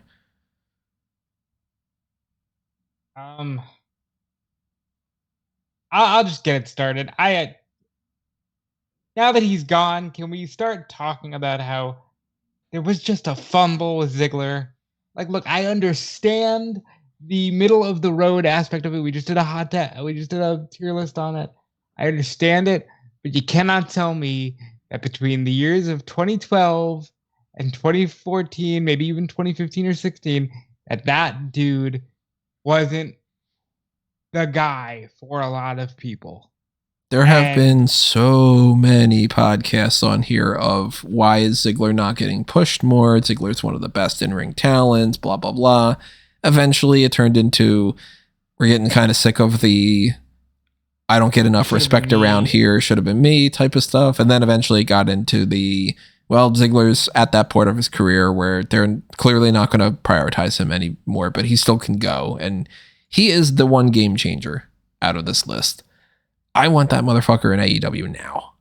I want him to cut I want him to cut a promo about, I don't have to have that dumb Dolph Ziggler name anymore. And I want him to wrestle Kenny Omega and fucking Jack Perry and Sammy Guevara and all that. Yeah. This is the one where we're going to have some disagreements. I also want him in AEW. I don't fuck off. I don't want him to do I don't have to have the dumb Dolph Ziggler name promo. I think there's a way to do it, but I think he needs to be, I want him somewhere and I want him at the top of the card. If he can't do that, I want him in Impact. I want a Nick Nemeth run. I just do. Now, I will say, when you said you want him at the top of the card, I do not anticipate that. I don't think he'll be at the top of the card in AEW. Yeah, I think Tony Khan will be a fool not to sign him. And I do think he's going to. And I do think he could be, you could slot him in as the next ROH world champion. We'll talk about Eddie Kingston, but you could slot him in that spot at any time and I would buy it. You could put the TNT title on him and I would buy it. I do not anticipate Dolph Ziggler's winning that AEW world championship, but I think he has to 100% go to AEW / Ring of Honor. By the way, when I say AEW, sometimes I'm thinking AEW and Ring of Honor. Sometimes I'm going to specify Ring of Honor, but generally speaking, it's, you know, if you're in AEW, you can work Ring of Honor. So He's a big name. He can go. He can have great match. I want to see what him against Bryan Danielson without the shackles is. I want to see him up against the Darby Allin. I want to see him up against the Ricky Starks. I want to see him have matches with Roderick Strong and Adam Cole, and yeah. Okay. Why are you totally against the Cal? Well, before you say anything, Cam, I want to ask to set you up. Is it because you feel like Ziggler and AEW makes AEW feel too TNA? I mean, that's a big part of it. Yeah. I mean, I don't. Again, I'm a bit like incredulous about it because I've been on podcasts with you talking about is AEW going to be the next TNA, and now you're talking about let's hire this 40-something-year-old guy who hasn't been over for 8 years and put him into this promotion that's way superseded his level of star power. Yeah, it's fundamentally he's a good wrestler. And we've known he's always been a good wrestler, but he peaked in WWE, as Rob says, in 2016. And ever since then, he's just been a guy on the roster. So I don't want him to go into AEW and then be positioned not even as like an upper mid-card guy. Because I would rather, just speaking as someone who's, I think, very heavily the most AEW-centric like fan out of all of us three. Right. That I would like to see new people get pushed. And I don't want to see a guy like Dolph Ziggler just take up airtime that could be given to someone like the names you mentioned, like a Ricky Starks, like a Powerhouse Hobbs, like Wardlow or Sammy Guevara or Darby Allin or any of the people who I've grown to appreciate as part of the AEW side of things. Because a name like Ziggler, if you come fundamentally, if Ziggler comes in, he's teaming with his brother, and that's it. That's it for me. That's as far as you go with him. Because he could have some good matches, and he could, put Kent essentially if it's Dolph Ziggler comes in and he puts Darby Allin over, or he puts Sammy Guevara over, or he puts Kenny Omega over. Basically, he comes in and he never wins a match. That's basically fine. I'm fine with that. But he's way, way, way past his prime. And fundamentally, there's a lot of information out there that suggests he doesn't watch wrestling. I don't think he likes wrestling. I think he likes stand-up comedy no, I think he's a stand-up comedian now. He's not a wrestler. So I think that he would only be coming in, and I'm still, and I know I'm probably in the minority still, I'm on the fence about AEW signing Edge. Because I don't want, again, it's just an old guy coming in who is past his prime, and they're just going to do it for, a short run. If it's a short, year-long run, then fine, and then he's in and out. But I think that AEW is, they need to rein themselves in from this constant just sign whoever shows up or whoever's available, at the drop of the hat. Because it's too much money. It's why are you not scouring the indies to find new people that are interesting and exciting, rather than just going back to the same old well? And I'm going to say, I'll repeat this for probably most of the people in this. There's a couple that I think have something to offer AEW, but that's because I don't think that their full potential was realised in WWE.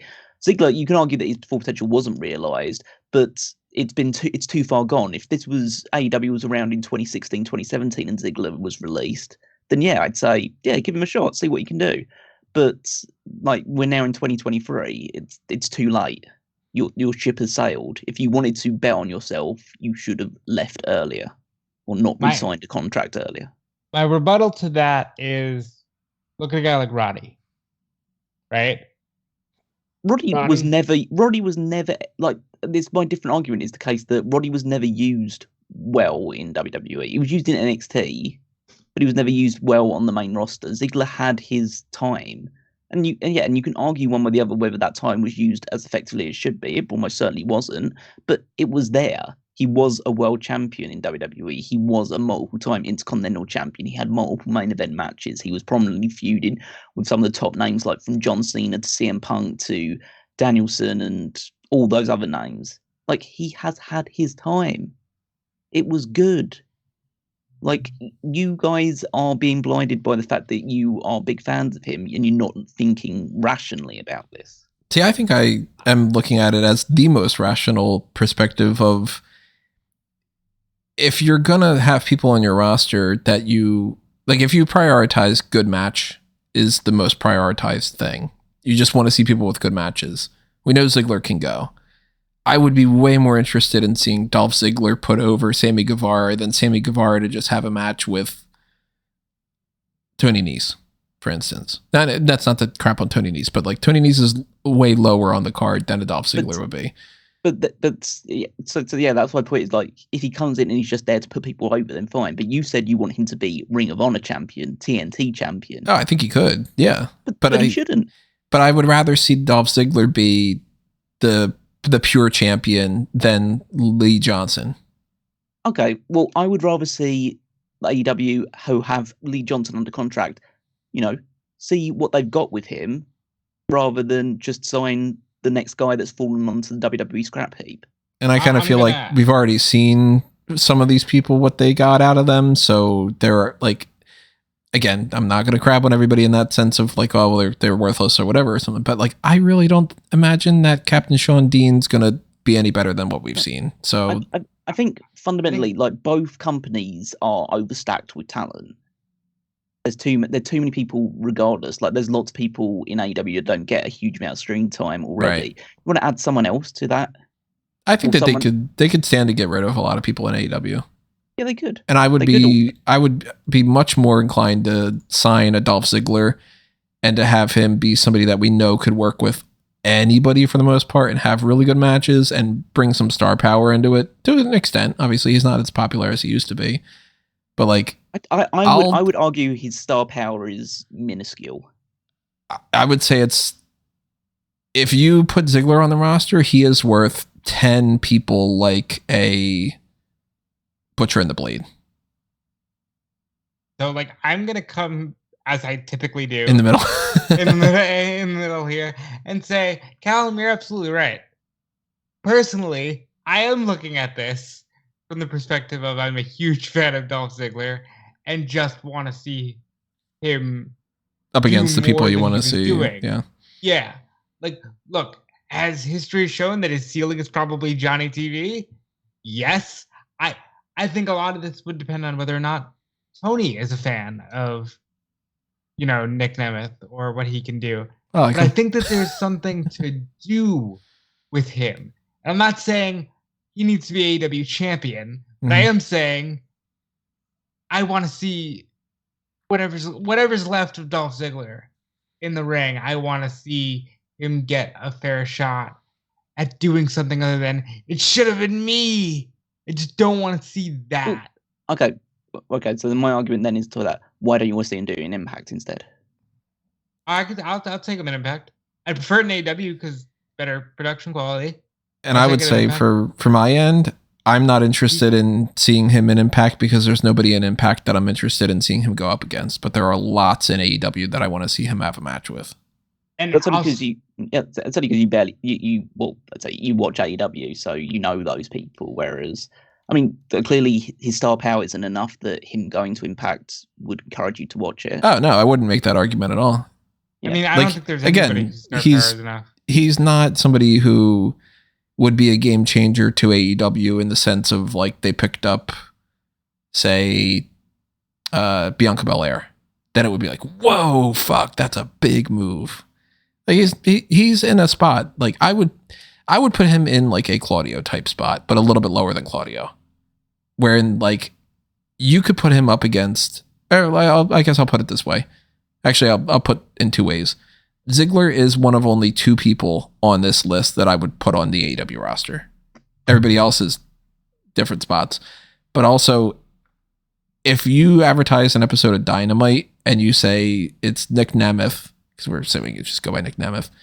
Nick Nemeth is going to have a match against what's one of those names that from AEW that's like a go-to fun name that we would put over. So Jay White. Let's say that. Like Jay White versus Dolph Ziggler. Are you going to watch the episode more asking for me? is Tony Mango going to want to watch Jay White versus Dolph Ziggler, or Jay White versus let's see, who's somebody on this list that that would fit into that more, like it's an AEW guy. I mean, we already named some of them already, but like Look, like Roosh. I like Roosh, but like, okay, I could see Roosh against Jay White, and that could be a good match. Perfectly fine.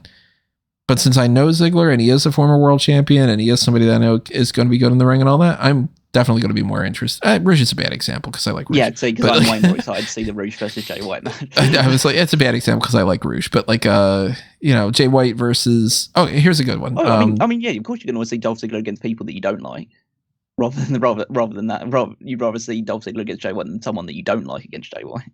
Well, even like a Kyle Fletcher. Like, I have nothing against Kyle Fletcher, but he's just a guy to me, and that doesn't stand out as something interesting. But there's more marquee value in Ziggler.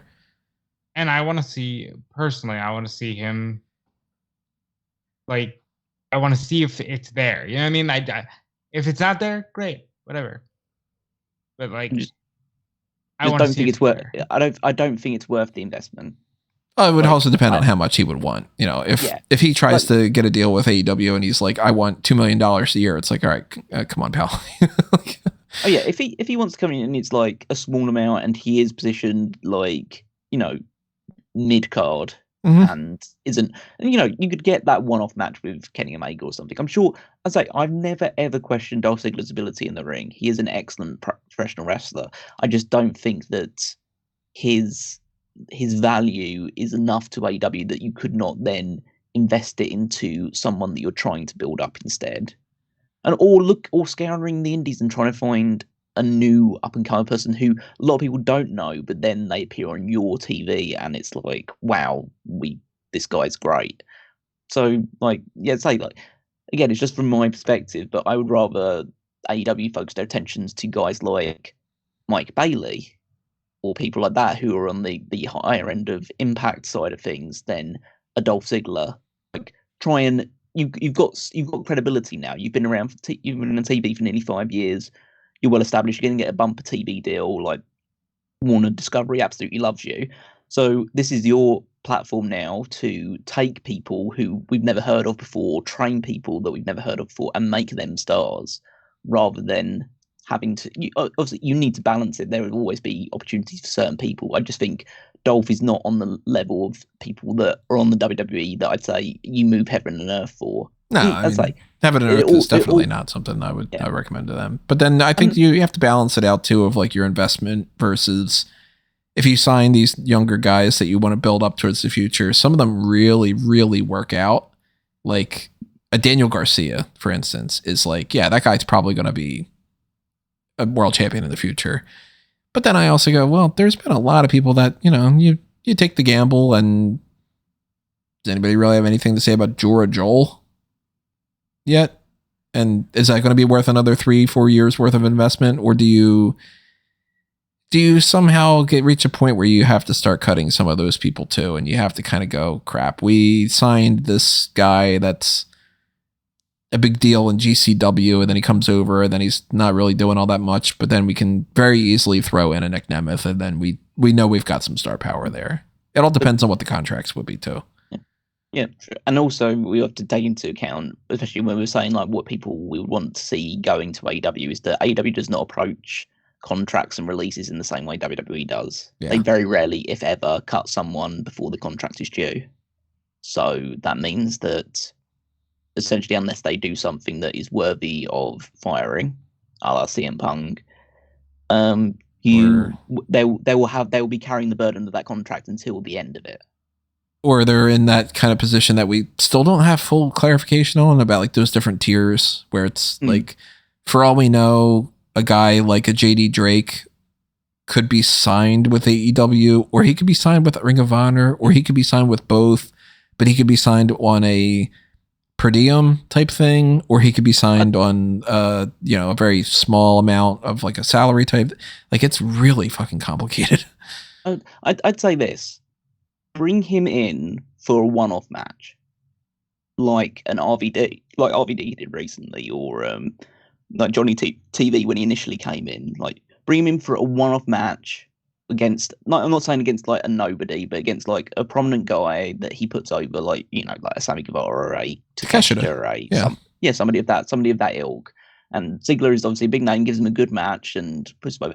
If the crowd really responds to Ziggler and then really get into him and they really enjoy the match and they see value there, then you bring him in maybe in a more full-time basis. But I think we need to see how the crowd reacts to him initially. And also, I think we sometimes go over, despite the fact that he is a great wrestler, he's also a guy that has only been in the WWE system for the last 20 years. Mm-hmm. We don't know how he would fare on anything outside of that kind of that style of professional wrestling. And that is for everybody on this list for the most part too. Like there are people that I'm sure if you take the cuffs off are going to be way better. And then there are probably people on this list that, realistically speaking, if you don't have that rigid nature of WWE, that they're going to flop because they're not going to know what the fuck to do. I think the difference is that like some of these people, they have had indie experience. Like he is wedded to the WWE system. He started in WWE's developmental territories. He went through the entire 20 years. Like he never ever wrestled on the indies. So he is the main one though that I think if you put him in AEW immediately, that's the smart thing to do. If you have him in ROH, I think that's a really good way to bump up a little bit of ROH. Look, it's still not going to be something. I'm not going to be like, I guess I'm watching ROH every Thursday. No, it is what it is. But the only other person that I would be comfortable enough if I were looking at, if I'm Tony Khan or these other companies. And also keep in mind too, for everybody that's wondering, this is what we think. This is our perspective. They might think something completely different. Dolph Ziggler might be like, yeah, I have no fucking interest in going to AEW. I just want to do my stand-up. Or Dolph Ziggler's appeared on BT in recent weeks. More than likely. But, when we talk about, say, Elias, he might not want to wrestle anymore, for all we know. And we're going to have to factor that into. They ultimately make the decision if they want to go somewhere, and then if those companies want to sign them.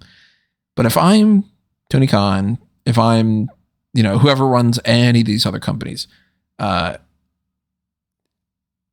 Ziggler is somebody I would want in AEW and or ROH. I mean, I'd be kind of interested to see what he would do in New Japan for like a one-off match here and there, but I don't watch New Japan, so there's someone that could use him. That definitely could use some level of star power right now. But I'm looking at this list and I'm going, man, if I can get this dude, if I can get Shelton Benjamin in Ring of Honor and to do a couple matches here and there in AEW, I can see Shelton. Shelton's gonna, if he wants it, again, being the key thing here. If he wants it, he's gonna have a home. He could be a great fucking trainer for people. And Ziggler can work with a lot of young talent and they can learn a lot from Ziggler too. So that's another positive for that. But like having Shelton fill in that spot that might end up being like the Dustin Rhodes spot. For all we know, Dustin Rhodes might be gone in AEW soon enough or something. I don't know. But to have a guy like a Shelton on the roster that people can pick the brain for and he can work with on an episode of Dynamite or Collision or something, and then he can train with them before a show or he can whatever. I think that he would be a huge benefit for that. Again, you're not going to sign him for a multi-million-dollar per year contract. You're not going to push him to the main event.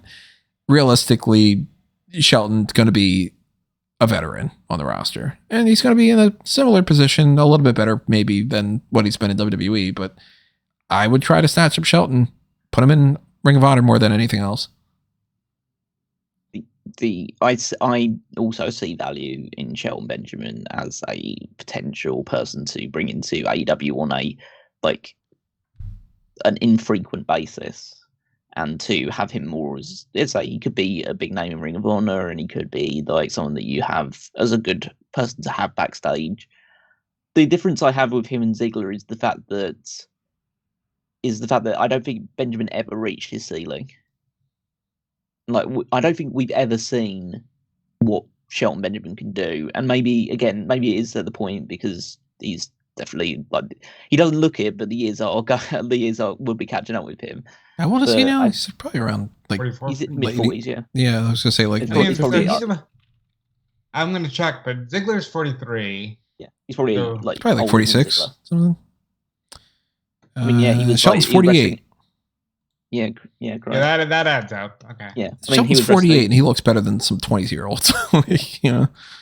But I think that with Shelton, it's a case of because he has that. I think he has a quality that I don't think Ziggler has because of the fact that he was pushed so heavily at certain points in his career. That Shelton will always maintain that what if aspect to him.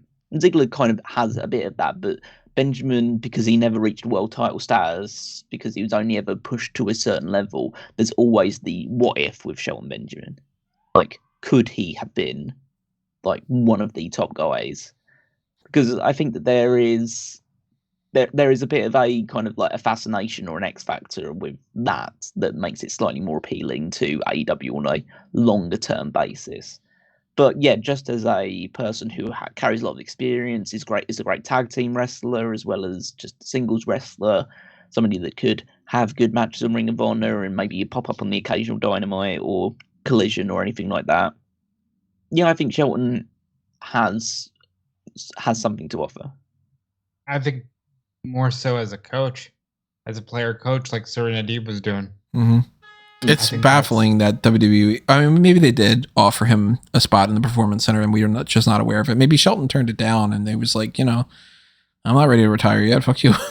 But like, Shelton Benjamin is in that range with like Drew Gulak, where I'm like, if I'm WWE, I'm going, can you please be a Performance Center coach? I mean, Tanahashi just called Shelton Benjamin one of the most natural athletes he's ever wrestled about a year ago.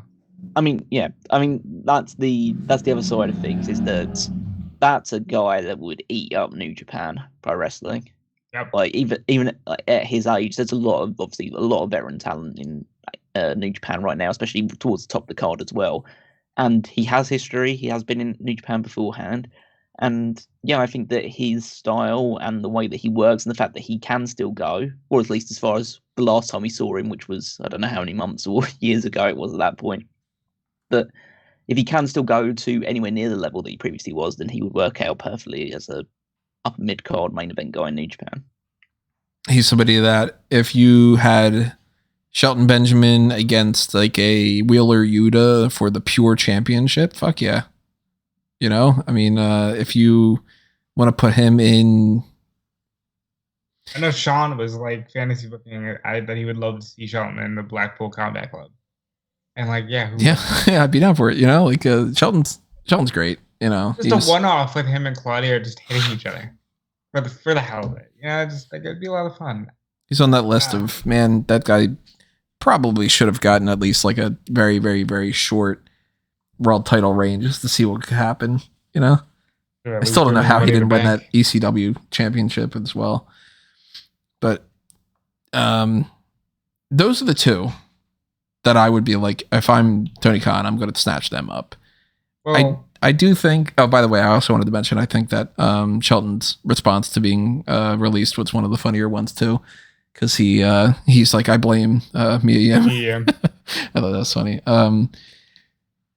I can't say I would really be trying to get a whole bunch of these other people on this list if I'm for the AEW, but I think that a lot of them could go in a lot of places and be very beneficial to like an NWA roster, an Impact roster, or elsewhere. I want to talk about one that I think we are all we're talking really like Ziggler and Benjamin, all the positives. I think we just need to talk about some of the ones that are probably not going to be going anywhere like an AEW or anything, or prioritized in any fashion. Like, I would be shocked if Shanky pops up anywhere. As just a fun way of bringing it up, I'm taking this from Sean Ross Sapp, but he mentioned he wouldn't be surprised if MLW tried to take him just to get some India clicks or something, at least for like a battle royal or something. And I could see it. If they tried to, for what? You were kind of cutting out a little bit there. If MLW tried to pick him up for what? Oh, for some clicks in India. Oh, like for the social media thing, like how Kavita Devi got like 1 million. Yeah, like, that's a thing. That's a real thing. I think in the current landscape, I don't think he's too far off being a potential for New Japan. Like that would be like, he would be a good example for something like that. Like that would be interesting to me. Again, not interesting enough where I'm going to be glued to my New Japan feed and watch that every week or anything. But like, I would much rather see a Shanky in like a New Japan and just like fucking turn everything on a dime than for him to go to Impact and be Dilsher Shanky and he's standing next to somebody and he's just filling that Satnam Singh role, you know? So what's going on in New Japan that you think he'd be a good fit in New Japan? Out of the other people that we're talking about? I mean, I wouldn't say he'd be a good fit in New Japan. I'm saying in the current era that New Japan is in, I'm saying that there was potential that he would go there. Which is more of an indictment on the current state of New Japan Pro Wrestling than it is. I think that Shanky will do a good job there. Now, Dabba-Kato, New Japan. You move on to Babatunde, know that he was a bigger fan of Shanky Mania than me. you were supporting Shanky Mania for a little while there. I like me some Shanky. We'll see what happens. Dabba-Kato, I don't know if you know this.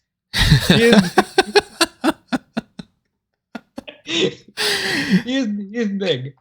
This Dabba-Kato, Babatunde is big and not many other people are joke has almost been going on for 7.5 years. And it sounds so fucking mean to say, but have we had anything else to say for the most part about, I mean, the Commander Aziz thing was like, I don't know about that. And Dabba-Kato pops up on Raw Underground, and it was like, oh, that's kind of cool. He crushed a man's penis. I don't remember who the man was, but he crushed a man's penis. Like, they tried a couple things here and there, but they very clearly saw Omos and said, yeah, fuck Dabba-Kato. I mean, they even did it on television. It was just like, Omos became the guy. And also, we need to talk about this for a quick second for Shanky. They avoided it with Dabba-Kato so far, but Vince McMahon fucking loves big giant man dances and happy. He's done that with fucking everybody. And they did that so fast with Shanky. They just skipped right to stage 3, because you start off and you're the big tall guy and you're big dominant, whatever. Then you get paired with somebody because they don't really know what else to do with you. And then you become the smiley baby face that's, Natalia's like helping you to the ring, like Kali and all. And Shanky, he was just like, can you just fucking do the big dancing happy guy thing and then you can fuck off and whatever. Dabba-Kato they didn't do that with, but Dabba-Kato had been around long enough that they would have done something with him more if they would have thought that he had it in him. And it didn't. What's that? He's big. Yeah. He's big. What he brought to the table. He is bigger than so many other people out there in the world of pro wrestling and elsewhere are. And look, I mean, he wasn't like he was, tearing matches up in like a 5-star classics and stuff, but I always thought that maybe they were dropping the ball a little bit with him. And once he came back to NXT and they started the Apollo Crews thing, and then it kind of started to go nowhere, and then they just started having him lose. Like he lost to like Axiom. Lost to Scripps and Axiom. I was like, okay, that's it. And he lost to Tyler Bate recently and all. And it's like, all right, you're pushing him out of the company. And the writing was on the wall. Like a lot, again, I said, none of these actually surprised me for the most part. Mustafa at least surprised me in the timing of it, but we'll get to that in a minute.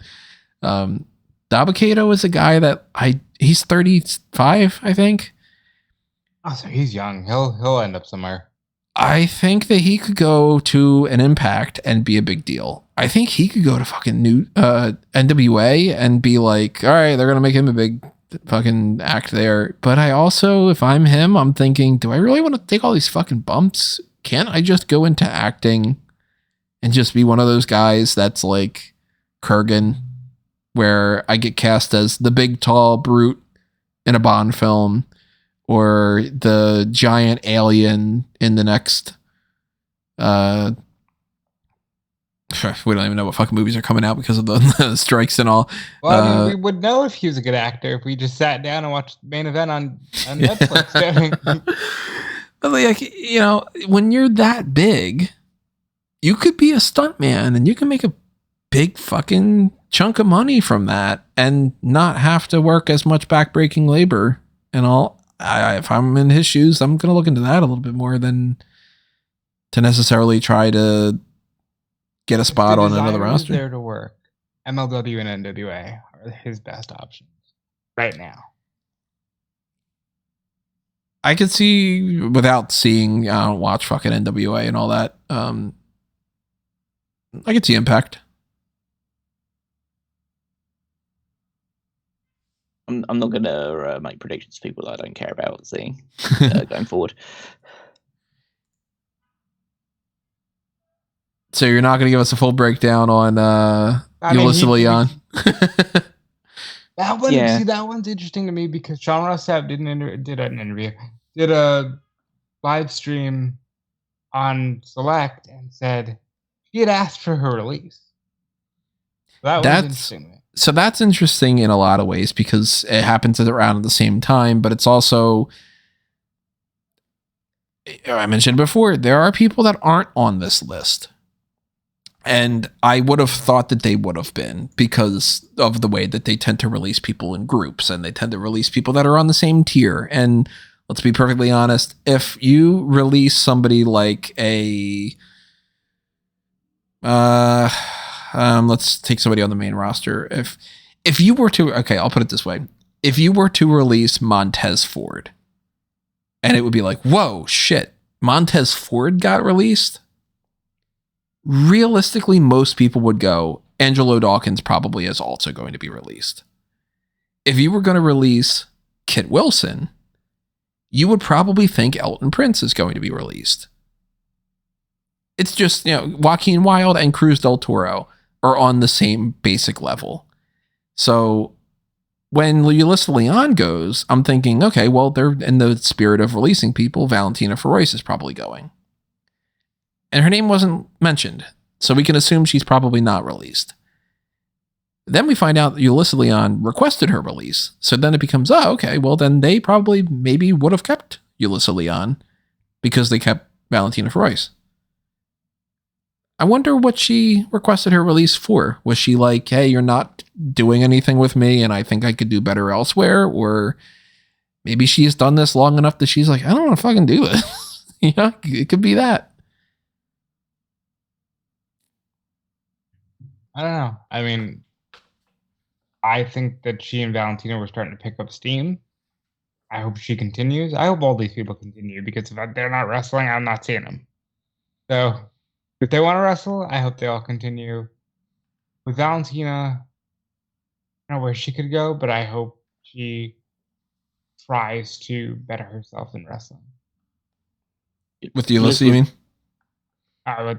With Yulisa, I'll be honest. For me, they were a little, it was hard to tell them apart because they were on TV together. I never saw one without the other, except for when I believe it was Yulisa was injured for a while, and Valentina was doing the whole thing with Elektra Lopez. That's what I was going to ask because I didn't know. I couldn't remember which one of those ones was the one that suffered the longer term injury. But maybe because she only came back from that a few months ago, right? Yeah, it's been maybe like 3 months or so. Yeah, so maybe she's come back, and again, this is just pure speculation. Maybe she's come back, and the injury's affecting her, and she doesn't think she can do this at least at the same rate anymore. So, it could very well be that she could just be like, "Look, I'm feeling this fucking knee injury or whatever." I think she had torn her ACL. She could just be like, "I don't really want to take bumps. I don't really want to do this. I want to be a real estate agent or whatever the fuck, like." Yeah. Anybody that's on this list, we just naturally assume pro wrestlers continue to pro wrestle and all, but we've seen plenty of different people just become a teacher, or that they go off to become a personal trainer, or they run fucking God, what's his name? It's Not My Fault. That guy punts a baby. Snitsky. He eventually just opened up like an army supply store and apparently fucking loves it. So it's like, For all we know, He's Yulisa also wrestling though. Is he? MLW. Oh, hey, good for him. Is he punting babies or? No, he's not punting babies. Come on, punt some good. He at least should use the punt as his finisher. But yeah, for all we know, Yulisa Leon could be like, yeah, I'm not really digging this NXT system, and I need to go elsewhere. I want to be wrestling in like some Mexico promotions, or I want to try to see if there's an interest in like an Impact or something. Or she could just be like, I'm done with wrestling. I don't want to do this. But with anybody, whatever they want to do, we're obviously wishing them the best. The interesting part of Quincy Elliott, if you're talking about Sean Rossap reporting some stuff about Yulisa Leon requesting her release, Quincy Elliott comes out with his release, and the reports that follow that is that he was a problematic person. That was Sean Rossap said on the live stream on Select, there's no other way to put this. He was always going to be one of the next to get released because he caused a lot of problems for people backstage. I want to know what the hell that means. I mean, there was that incident where he jumped on a burner Twitter account, started misgendering people. Like he did. What? The reason he fell off TV is because he started some social media stuff. But I don't think I heard about that. Yeah, I forget what it was now because it was about a year plus. But he had jumped on a burner Twitter account and started, some social media drama, and it was kind of over for him after that. Why didn't they just fire him then? That's confusing. That they fired people for less. They fired fucking Emma for accidentally stealing a phone case. They hired her back very quickly. But still, I mean, they fired her for that, and it's like if you're going out there, and I don't know the situation, it's news to me right now, but if you're going out there creating social media drama over something like pronouns and stuff, is that what he was doing? I'm gonna look it up. If that's the case, that would be it's bad PR, and you're fucking Quincy Elliott. You're not doing anything anyway. What the last thing he did on television was that Halloween Havoc where he was co-hosting for 2 segments with Shotzi. You're not fucking worth having a big discussion of let's do an investigation and whatever. I know a lot of people were pissed that Matt Riddle wasn't fired, by the way. This was in December, Christmas Eve, actually. A Twitter user... Wasn't a very silent night then. A Twitter user, GoDaddy, said, "Look, a little thread of NXT's Quincy Elliott calling me a transgender woman," which they knew, "a man up and down and being transphobic." And then there's the thread of, Quincy doing these things. So there's that. That's surprising to me, considering it seems like the whole shtick and gimmick and persona and everything, probably in his real life too, Quincy Elliott was very much wouldn't he be more of an ally? But yeah, why just draw a line under it. So he seems like a shitty person. He was a shitty wrestler, and he looks like absolute shit. So let's move on. Yeah, I don't anticipate seeing him anywhere, to be honest. I don't think anybody's going to pick him up. Dunkin' Donuts, probably.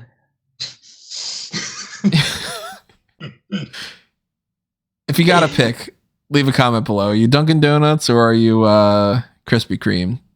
Krispy Kreme, but Jesus, that's very funny. So referring to characters,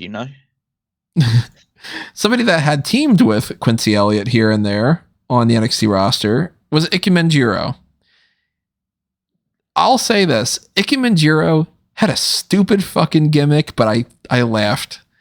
This dude basically was just I wear jackets. And it was okay, that's it. And then he's look at my fucking jacket. And then it was all right, I kind of He just did he was the highlight of NXT 3 weeks ago where they did the schism thing. And he just yeah. It was okay, well, we know, which by the way, Quincy Elliott was one of those people too. And that was funny because it was okay, which one of you is Brutus and which one of you is Julius? And then they look at Quincy, a big black guy who doesn't there's no other big black guys on the roster. Odyssey Jones had already left at that point. And it's okay, you're clearly not Julius Creed.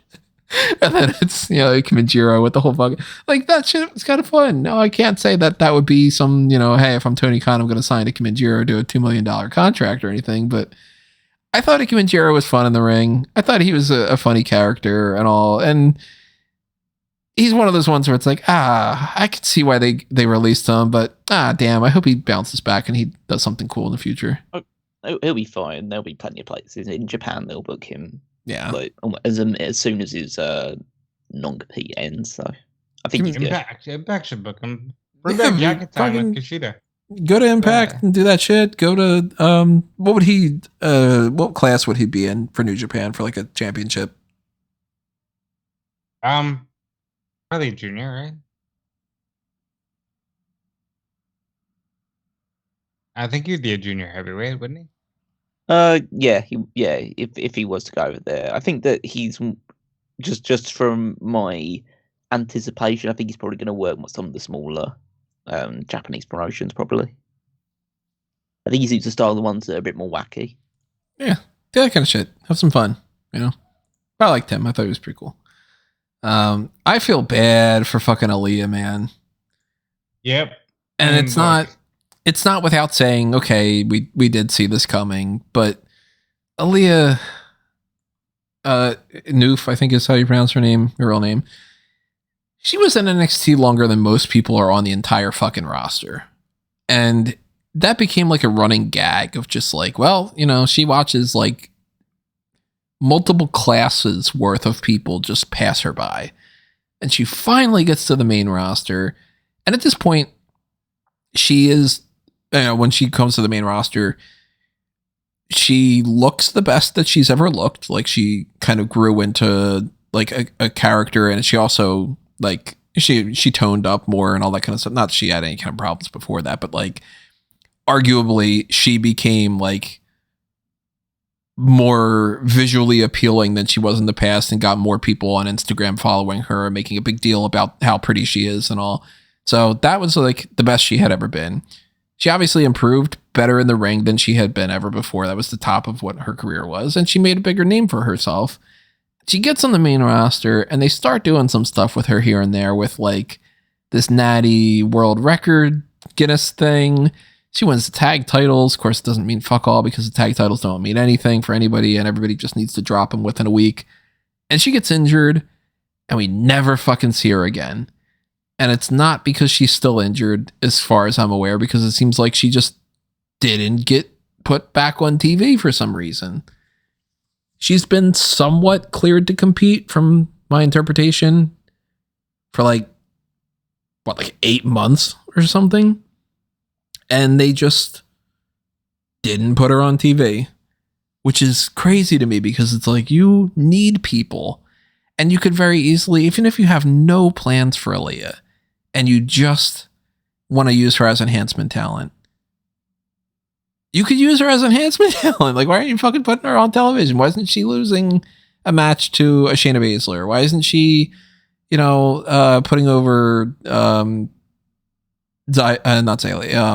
Zoe Stark or something? Like, they just decided we don't fucking want to do anything with her anymore. And poor girl had to just sit around for a fucking year or two or whatever and just not get to do her dream. And then now you're fired. That sucks. Yeah. I really do feel bad for her just because she's so excited that she got on the main roster that she even threw up after her first match ended because she was just so excited. It's like, it sucks when some people, it just comes down to that.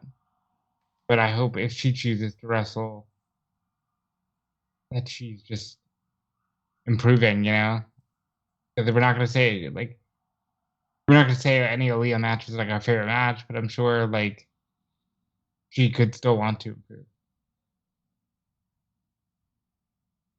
Yeah, I think that, it's hard because I just don't think that she ever really got good enough in the number of years that she was there, and maybe it's issues with the style or anything along those lines, but fundamentally I think that she she reached a certain ceiling quite early on and never improved beyond it. So maybe being in another environment, if she does want to continue, could benefit her from that perspective. But it's another one that I'm not really too positive on. Positive or have too many positive memories to share or condolences to give in that respect. Ultimately, where do you guys think that she's going to be going, if anywhere? She will be at a lot of signings and maybe do some indies.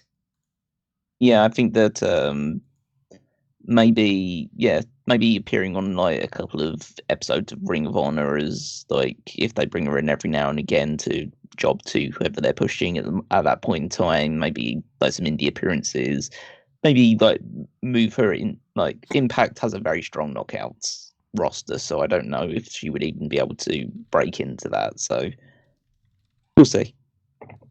I do think we're going to see probably under the name Jasmine Aribi is what she went by before she was Aliyah. I think we'll see Jasmine pop up under Ring of Honor here and there. Maybe not necessarily get signed to a contract, but I could see her wrestling, a match against Athena, or, maybe she pops up in Impact. Maybe she pops up at NWA. NWA does these like battle royals with people and stuff. She might pop up in there and everything. She clearly has pro wrestling on the mind, so I want to see her succeed.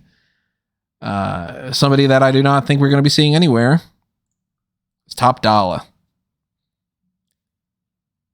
I am very surprised that B-Fab and Ashanti D. Adonis were not also cut.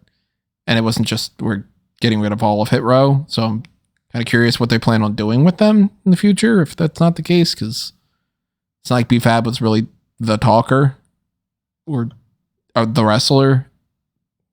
I don't know. But Top Dolla, man, if the two best things that happened in your career where you hosted the Lost Treasures show and Michael Cole made fun of you botching jumping over the top rope, it's not good.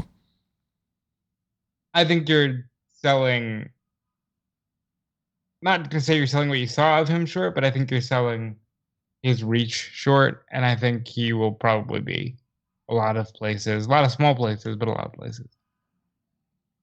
Well, what's his reach that I'm not seeing? Because I don't remember anybody ever saying like that they really were looking out for Top Dolla. I mean, he's a very forward-thinking guy. He does his own like promotion with a lot of the raps and stuff. Somebody's gonna jump on that, even if it's Billy Corgan in the NWA. Somebody's gonna take a chance. Shit, they should. Why not? Take a chance with anybody. Doesn't work out, then they get released from those contracts too. Yep. again, it's just one of those guys that like, I don't want to. Yeah, just like I'm not going to pay much attention to where he goes from this. I assume the next time I see him will be some kind of a lame rap on Twitter. I do think he'll probably end up doing some stuff outside of pro wrestling more than anything else. But then again, I don't know what he wants to do. So, Elias. Let's talk about Elias and Ezekiel. Finally admitted he's Ezekiel. What a death knell fucking character switch. I mean, we all knew that wasn't going to work. You know what though? But fuck, it was working. People were really eating it up. As dumb as we thought it was that Kevin Owens was going from Austin, Stone Cold, to that. People were finding it funny. I think there was never anything wrong with the original Elias character. Like, I don't know why they needed to feel the need to evolve beyond what that was. It was just a modern day honky tonk man, and that should have just been it. And like, he could have just carried that on for quite a while. Could have got his own little like talk show segment, as well as like the musical performances. The War with Elias thing was super over. He's one of the ones that I think has, if he wants to continue in wrestling, has opportunities to restore that character or make a little bit of a tweak on it, but basically try and keep it in essence the same. Obviously, he won't go with the name Elias, but you can continue the like, who wants to walk with Joe, or whatever with it is. Eli Sampson, Eli S. But he was wrestling as like Logan Shulo before this. But I think Elias is very funny. I'll give you that. But I think that but yeah, I think that his shtick can work certainly on the indies and certainly probably in like some of the bigger small promotions, let's put it that way. So I think that he won't have any problem finding work in professional wrestling moving forward. And I think it's arguably he's probably the one that they dropped the ball on the most, because I think that was a character and a guy that you could just should have been there for 10, 15 years doing the same thing, and it never really getting that old. It seems like they got tired of it. That they were like okay, you're a one note type of person, even though obviously one note is not the case because he plays music. But so much of what WWE does is one note. Yeah. Everyone has the same catchphrases. Like Miz has had some of the same catchphrases for the last like 15, 20 years or so. And I'm not just trying to point in the Miz there, but like everyone has, they get comfortable with so many people. I just don't know why they decided to try and shift it up with Elias when everything was totally fine with what his character was doing. That's what I mean, though, is I think that for some reason Vince just got bored with it and was just like, it's not working for me right now, so let's just switch it up and you could be Ezekiel. And then once that didn't work, then it was like, okay, well, now I don't care because now you didn't get that to work. Because we've seen plenty of people where it's like, let's try this new gimmick, and if it doesn't work, then I just assume that you can't do anything anymore because you didn't make that work. Just other people get 15 gimmicks until they get the thing that works and all. But Elias is a guy that, I mean, dude's jacked, and he can do this musician gimmick anywhere. And if he won the NWA championship fucking tomorrow, I'd be like, all right, cool. Not that I watch it anyway, but still, like, I'd be like, yeah, go ahead, give it to him. I think if he chooses to wrestle, we will all be. I'm stealing it because I like it. I'll be walking with Elias one of these days. Mm-hmm. I think that they also dropped the ball with his tag team partner that they wanted to tease for a few weeks and then decided to split them up on the roster and then do nothing with either of them. Rick Boogs. He won the 24/7 title. Rick Boogs is like, he's strong as an ox, and he's got some fucking energy to him, and he's got some charisma to him, and that injury that fucking killed him. Yep.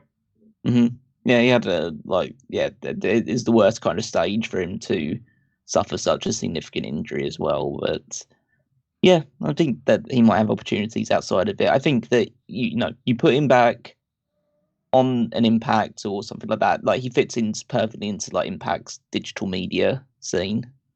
Like, and then you restore him to the old like air guitar guy, and I think that really worked. I think again that was the peak of his career, was air guitaring in NXT.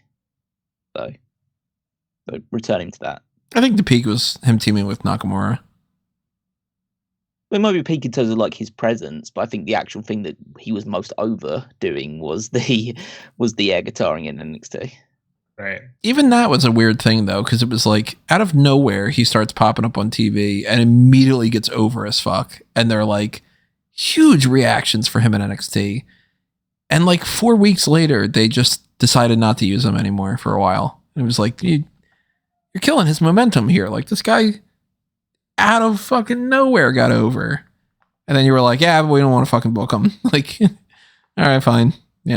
Goddamn him for getting over. But I want Boogs to pop up somewhere and be successful. I already said before, Ziggler and Benjamin are the only two people that I would really sign for AEW and Ring of Honor. But if Boogs can go to Impact or NWA or wherever the fuck, yeah, sign that guy, give him something to do. I expect Emma and Riddick Moss to be in Impact. Definitively. They just got engaged in June, and now they're both going to be looking for jobs, which is that sucks for them. Neil probably has her old job at Impact waiting for her. Riddick Moss can follow the proven formula of Steve Cutler, now Steve Macklin, former Impact World Champion. Yeah, I see them going there. I would be shocked if they go anywhere other than Impact or NWA. Yeah, that's the right kind of fit for them. I think, yeah, Impact was probably the most likely destination. And I'm not going to be watching because I don't watch Impact, but I think that they could do some good stuff there. Yeah, Riddick Moss, has more that WWE didn't tap into, I think. Paul Heyman wanted to use him. Like, that's what else do you need to hear? Paul Heyman thought he had all the tools. Madcap Moss is not a gimmick I hope he takes anywhere else, though. He'll be ridiculous. I like that. That's funny. Why didn't they go with that? What the fuck? Ridiculous Moss, fine. Marseille and Mansoor. Brennan They're Williams. They're going to be everywhere. I'll tell you that. They're going to be everywhere. If they keep the maximum male models thing and just obviously rename it to something else, they could be popping up on all sorts of different places as a tag team. Brennan Williams is big. He's a tall guy. I always thought he had more than they tapped into that. And Mansoor, he puts out this thing on Twitter and he's like, immediately the response I see from people is, where the fuck did all this charisma come from? And it's like, well, he was doing some good stuff in the maximum male models thing, I think. And to get out of the albatross of being hired as this placating Saudi Arabia type of, it was obvious when it happened. It was obvious afterward. They hired a bunch of people, just the same as they did with NXT India when the Shanky and Giant Zangier and all. They hired a bunch of people because they wanted to suck up. And they didn't really have a whole lot of they're really going to go somewhere and all. Mansoor had, 36 matches where he didn't lose or something. And, he had some good fucking matches. And he had something to him. I would want to see Mansoor go to a ROH. I think they're going to float all through the indies, create a lot of memes, have a lot of fun, and you'll be talking about them a lot. Well, not you per se, Tony, but people who watch the independent circuit will be talking about them a lot. Yeah, I think that they seem to have guys with a lot of creativity, and so that can give you a lot of opportunities, definitely on the indie side of professional wrestling. So looking at GCW, something of that ilk, I think that they could fit in quite nicely there. But I think that it depends. I think this is a good opportunity for them to basically go everywhere they possibly can do, with whether it's the maximum male models or some other gimmick that they can work together, build up their reputation as a team, build up that character. And I think they're two people that could elevate themselves to being signed by a bigger promotion down the line. And Mansoor's 27. Yeah, he's young. He's really young. So he's got time. I think that Williams is 34 or something. 32. So that's still young too. Also, underrated, but I said it with Moss. Brennan Williams, Dio Madden, was handpicked by Heyman to be the color commentator of Raw because he thought he had something. Mm-hmm. I thought it was pretty cool. There's a lot there, and I hope that gets tapped into. Let's talk Dana Brooke. Kind of similar to the Aliyah thing, really. Very similar to the Aliyah thing. She got chewed up and spit out, man. And we're not going to say that Dana Brooke should have won the fucking world championship 6 times, but despite having a lot of valleys to her career where it was all right, she was never on the same level as the top tier talent, whether it was on the mic or in the ring or character. Look, there are different tiers on the totem pole. She was not Becky Lynch. She was not Rhea Ripley or Sasha Banks or whatever. But Dana Brooke did have moments where she changed things up, and she would hit a valley, and then the next year it was oh, look at that. She's in the best shape of her career, and she's trying something new, and she's whatever. And it sucks that she finally had a fucking story going on that was you're doing something with her other than this dumb 24/7 championship romance angle with Reggie, or an accountant with Titus O'Neil, or just flat out going out there and being I'm Dana Brooke and I deserve shit because I work my ass off and I'm the hardest working person here, so you should give me a title shot. That stuff never really tends to go over ask Dolph Ziggler with that kind of thing, but ask Natty for doing it 100 times. But Dana was finally doing something pretty interesting with this Kalani Jordan, like, I'm so frustrated, I'm going to turn heel thing. And they didn't even fucking get a chance to do it. She just was about to turn heel. And they let her go. She could go to NWA and be their whatever women's champion. They have like a mid-card women's title, right? Yeah, they do. They have 2, actually. Actually, they have 3. They have tag titles, mid-card title, and a world title. Yeah, so it's like, yeah, she could win that mid-card title fucking tomorrow, for all I know. Or she could even get a shot against Camille. Camille lost. Oh, she lost it? Who did she lose it to? Yeah, she lost it to Kenzie Page, trained by Dr. Tom Pritchard and Glenn Kane Jacobs. I said that so that you would understand why they might have her lose it to Kenzie Page. Yeah, because I don't know who Kenzie Page is. That would have been a really good name for the superstar or porn star thing. That's probably a bold. Dana Brooke, really good story of determination, and God knows that, like, she made the 24/7 thing work. Like, that wedding, remember that double wedding was like one of the only things they announced for that week's episode of Raw. The last thing Sasha did in the company, for God's sake, was, be the bridesmaids with Trinity and Tamina. It's crazy how when there's certain wrestlers who want to push their limits and are willing to do whatever they're told, just always manage to make it. And she did great stuff. It's disappointing to me that she's not going to get a courtesy, NXT women's title run, a chance to show what she can really do. I do hope she continues. But if her spirit is burnt out, I wouldn't blame her, because it's a lot that she went through. But I hope she continues. I think that her hard work should be commended, but again, very similar to Aliyah, I just don't think that. I don't think that the potential was really there, even though she did.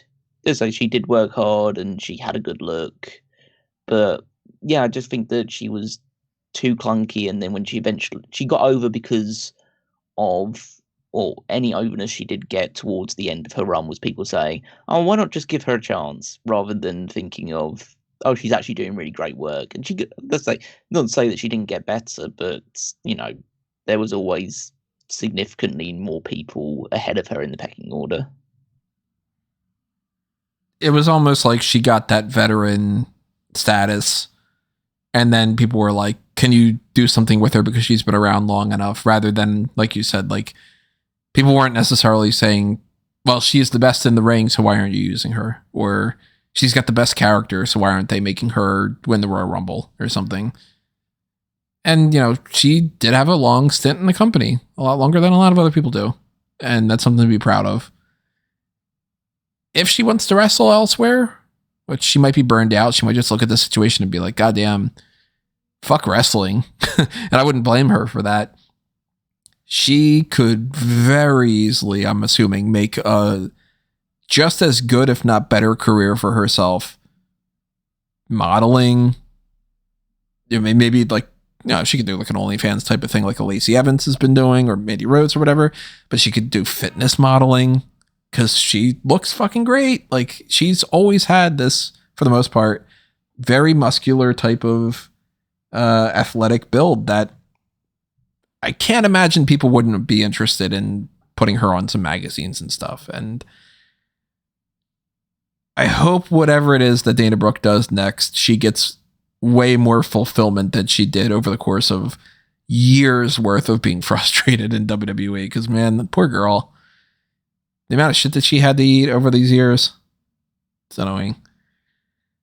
And our final one to talk about here for this, and then we're going very long on this episode, but we still got to talk about AEW Grand Slam. Final one to talk about here is Mustafa Ali. You know who Mustafa Ali is. He's the guy that's supposed to be on Monday Night Raw to set up his match for the pay-per-view of next Saturday. So I am assuming that Dragon Lee versus Dominic Mysterio match is either not going to happen, and then they're going to do it on No Mercy, or they're going to do a schmaz kind of ending that's like, Rhea Ripley interfered, and then now she's going to be banned from ringside, and we're going to do the rematch on the pay-per-view anyway or something. But Mustafa Ali is not wrestling at No Mercy anymore, that's for sure. I would, by the way, I would have Dragon Lee win. On Raw? Yeah. You have to wonder if they knew they were going to do this when they set up the Dragon Lee match. Because it did come out of nowhere that, like, hey, he's got a title defense this Saturday. Why are you giving it to him why are you giving it to some other guy on Monday? And Ali did kind of voice some displeasure about that. Like, hey, don't forget about me. I have a title shot. Because he wasn't on the episode of NXT, but it feels like this one they might have been trying to set up something else. It's still fucked up. Like, it's still ridiculous that you can at least give him this match, or you can at least, give him a heads up of, hey, we're not gonna go forward. They dropped the ball with him plenty of times. They kept him around when he wanted his release, just because he wanted his release. And I think, don't like to speculate too much, but it's hard not to say that. Because look what they did. And I know he's going to land on his feet. He will dominate whatever indie. He will dominate whatever X division. He could even end up in AEW. He's one of the people whose options are wide open. As I look forward to seeing what he does. Yeah, he's a super talented guy. From what I've seen, he's a very competent, good promo as well. I think that he's one that AEW might want to give a punt to because, again, very little tap potential in WWE. I think he's a good size for the promotion. I think that he could do some interesting things there. I don't know where to take it, but I think that he's got a lot of creativity and ideas and moves and a lot of things that he wasn't allowed to fully explore in WWE. So I think that there's an exciting future. I think that he's, out of all these ones, he's the one that's like the lock-on guarantee. Wrestling is his thing, and he's going to keep doing it no matter who it's for. So probably so. I mean, he has said multiple times about all these ideas that he hasn't had a chance to actually do, and I'm kind of curious, to be perfectly honest, if that's true. Like, if we're going to be looking at a situation where he comes out of WWE, and I mean, even Xavier Woods had tweeted something about, like, man, I'm excited to see what he can do without having these, like, shackles and all.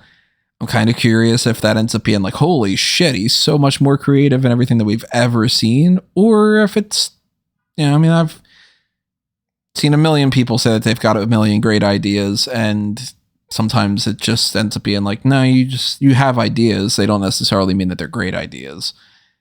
I want to see what they are, and I want to see him pop up in like an AEW or something. I don't know if I would necessarily be like, I gotta sign him to AEW or to Ring of Honor or whatever, but he is definitely a guy who is in his prime, does want to offer more, does have an established name, and can work really good matches with a lot of people. So I'm down to see. Do we know any other like names that he went by? He was always Mustafa. Even like prior to the Cruiserweight Classic. Yep. Remember, that was the era where they were just bringing people in with their names. That's true. Yeah, that's Cedric Alexander was Cedric Alexander, Kota Ibushi, Zack Sabre Jr., and all that. According to Wikipedia, he went by Alto, Mustafa Mal, Prince Ali Ababwa. Come on.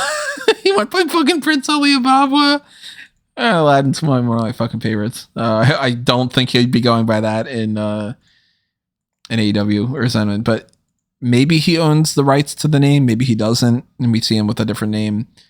I'm excited to see what he does going forward, for sure. Yeah, he's gonna rule. He'll be wrestling Mike Bailey and Will Ospreay and all your favorites. in about 90 days' time. I really hope the ideas that he has that were like pushed aside and we didn't see in WWE aren't more of like Retribution, for instance. Well, that's the release side of it. We do have one big more topic to talk about here, which is AEW Grand Slam. Now, technically we could talk about like Raw and SmackDown and all. I honestly don't think there's anything that we need to talk about on those shows. You guys feel like we need to touch base on any of that? I don't think so. No, there was nothing big that I recall on any of the shows that are outside of Grand Slam.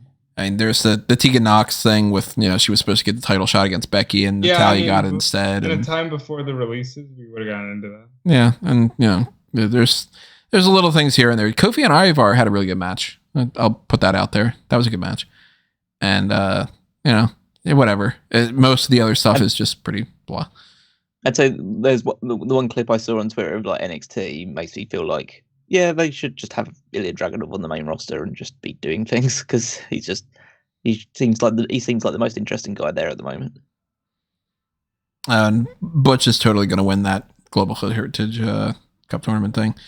But let's talk about that Dynamite episode and the Rampage spoilers and everything that went down with Grand Slam. Because we have title changes to get into and injuries and a very funny promo, little parody thing.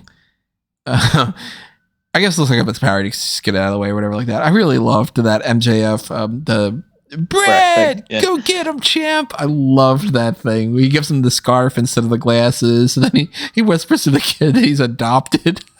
That's so funny. That was fucking great. I absolutely love that. This was an excellent episode of Dynamite, just top to bottom. Let's say like top to bottom. There's one major incident that was a big negative that we'll definitely get on to. But other than that, I thought it was a great show, and it reflected in the numbers. Like these were the best numbers that AEW have had for a Dynamite all year. Like nearly 1 million in terms of total viewership. A lot of segments getting over 1 million viewers. So, yeah, I think this is a credit to essentially all 10 wrestlers that were like advertised for this show. They've all can all see their stock rise a little bit because of how good the number was. In that Samoa Joe and MJF match, which Samoa Joe retained. Over MJF retained. Samoa Joe tapped out. I meant to say, or didn't tap out. No, he passed out. God damn, I'm going all over the place here. MJF retained technically by submission over Samoa Joe, and they had a lot of segments on this episode that were like somebody won a match and then somebody shook somebody's hand as like a show respect and all. So MJF has a trait of his which we followed through in this one, is that he promised something and he delivered it. Which is, he said last week that he was going to, in a promo, that he was going to choke Samoa Joe out, and so he duly in this match, with a bit of a like cord or like a rope as an aid, but he did choke Samoa Joe out, a la the way that he beat CM Punk in Chicago. It was by this what I think he actually was. He won the first match, but then that got reversed because they spotted the rope that he used to choke CM Punk out. And this time they made sure, because Adam Cole got into the ring and took the evidence, so there was no risk there. But yeah, I thought it was an excellent main event, and as you'd expect from these two, Joe is just having like the biggest career renaissance right now, and look forward to see what he still has coming, because there's obviously he's got his own title to worry about as well. So see what else. I'm now in the camp of they are just waiting for Mark Briscoe. They might as well. That is. Do we know the status of Adam Cole with his injury? So we don't know how serious the injury is left, but we know that he went to hospital about it, and I think that when he left the hospital, he was on crutches. Yep. So that's not a great sign that he is So it's one of those things in pro wrestling where it's the most innocuous stuff. It's never the fucking Canadian Destroyer on the apron with the chairs and the thumbtacks. No, it's him running down to the ring and jumping off the apron to the floor. I think somebody described it on Twitter the best way, which is this was an injury of Adam Cole realizing, oh, I'm not 20 anymore. I can't do those sort of things anymore. I'm in my 30s and I need to be more careful about like getting down from places. As somebody who is 36 and gets up some days and goes, oh, my bad back is worse than normal and I almost fell down. yeah, it sucks. Yeah, you know, I mean, Sami Zayn hypes himself up and in his entrance and is like, let's go, my fucking arm. The steps, you know, shoulder. Right, yeah, and that shit sucks. And hopefully he's not gonna end up being out in a spot that's gonna ruin plans for a lot of things, but they're currently scheduled to go up against the Righteous for the ROH World Tag Team titles for Wrestle Dream. Milking that Kingdom match. They are dragging that shit out like crazy. That is one negative I will get into with it. I love this story, love all the players. I said this many times. I'm worried that they're just dragging it out.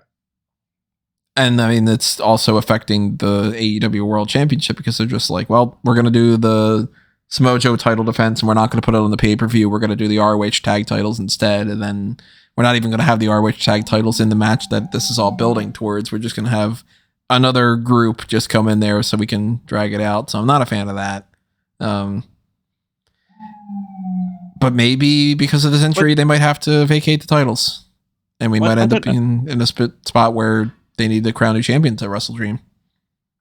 I mean, there's a difference between dragging it out and the fact that, like, just extending out because the segments are still really good and really funny and really, like, they're still working. So I don't see why there needs to be such a rush to take the titles off of them. I know, I'm not rushing to take the title off them. I'm just rushing to get to the part where they're at least in the ring with the Kingdom, you know? Oh yeah, I'm sure that's, well, as long as Adam Cole is healthy to do so, I'm sure that's the long-term vision. But that could be like in November or like at some point. Like there's, as I say, there's always shows and you need to be booking big things for it. So I just go into that whole like I don't give a shit about the Righteous going up against them. Fuck, you know, that seems to me like a match that I would skip on an episode of Collision, let alone. You know, put that on the pay-per-view instead of the world title or instead of the Kingdom match. Fuck. That's not, you know, if it's $55 for a pay-per-view, that's not worth $6 out of that in my mind. If there's 10 matches, you know. Saraya retained her title over Toni Storm. That was a fun match. I enjoyed it. Yeah, I think it's one of the best better Saraya matches they've had so far. And obviously capped off by the fact that Tony gave her a smooch at the end of it, so that gave her that gave the gifable moment of the night. We know on the Rampage side of things, spoiler alert, your muffs if you don't want to know, that the Hung Bucks win the ROH 6-man tag team championships, and there might be an injury. Oh, who got injured in that? Wasn't there something about potentially Hangman? I haven't seen anything for it. Oh, so, yeah. Well, I only read the spoilers that like just said what the results were. I don't know. So we'll just have maybe to wait and see on that maybe front. he was selling something. I had seen something where somebody was like talking about him maybe being injured. But that's fun. That's fun. Again, it's odd that the I say it's Elite are odd, just. but, like, they said they would be on all the shows, and they're living up to that now. yeah. So now there'll be a Ring of Honor things as well, and like having Hangman and Bugs appearing on some of your Ring of Honor shows, that's a good way to try and draw a few more eyeballs to it. Actually, the more that I'm looking at it, I think that the people that had said that they might have been mixing up Adam Cole and Adam Page, and that might be the case. Okay. So that's good if that's the case, that it's not another injury or something. But the Young Bucks winning that is another title change to look forward to in the future as far as where do we go with the 6-man tag team titles and how do they kind of balance out what they do with those titles going forward and all. Chris Jericho beat Sammy Guevara, and then afterward Sammy Guevara kicked him in the crotch and joined the Don Callis family, which a lot of good stuff Daniel Garcia wasn't a fan of. A lot of good stuff here because it was just they literally did Jericho and Michaels. with WrestleMania Jericho 19, playing the yeah. role of Michaels. Yeah. Oh, I didn't even think about that. Yeah. There's very a lot of parallels to that. It was almost motion for motion. Good move. If spoilers, earmuffs, it seems to be leading to Kenny Omega and Chris Jericho against Konosuke Takeshita and Sammy Guevara at Wrestle Dream. I like that. Kenny and Jericho finally teaming after all these years. Pretty cool. Thumbs up, I think. Yeah, I thought that this was a really, really solid match, if not great match. And then, you tell the story, which I thought they would tell, of you need to have Sammy lose the match to get a bit frustrated and finally make the break with Jericho. I didn't expect it to happen all in one show, but I guess you can't complain. People can't complain about them dragging it out on this one. I guess it's like they decided, we're just going straight away into that. And the Callis family's starting to build up. Now we've got Takeshita and Guevara, and we know that Ospreay is obviously not part of AEW officially, but he's someone that turns up every now and again, and he's still part of that collective as well. So they're starting to build up. I like it. I'm a fan. We do have two other title changes that happened on this.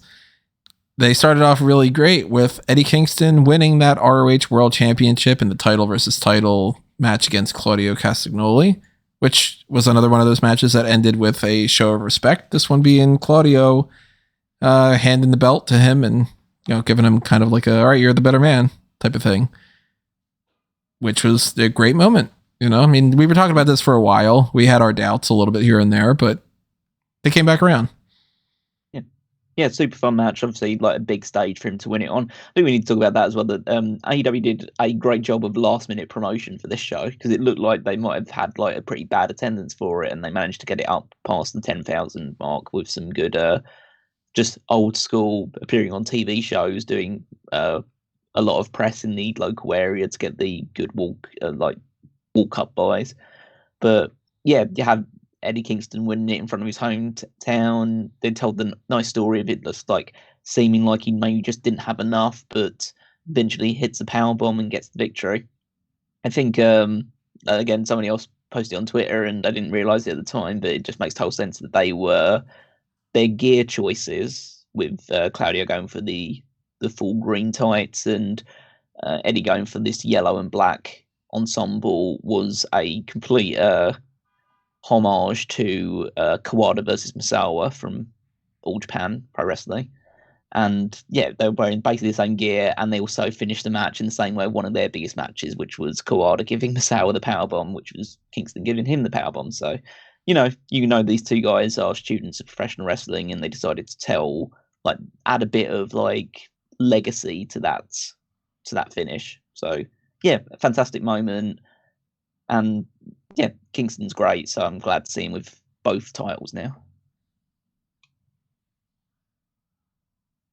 Yeah, hell yeah. I mean, Eddie Kingston.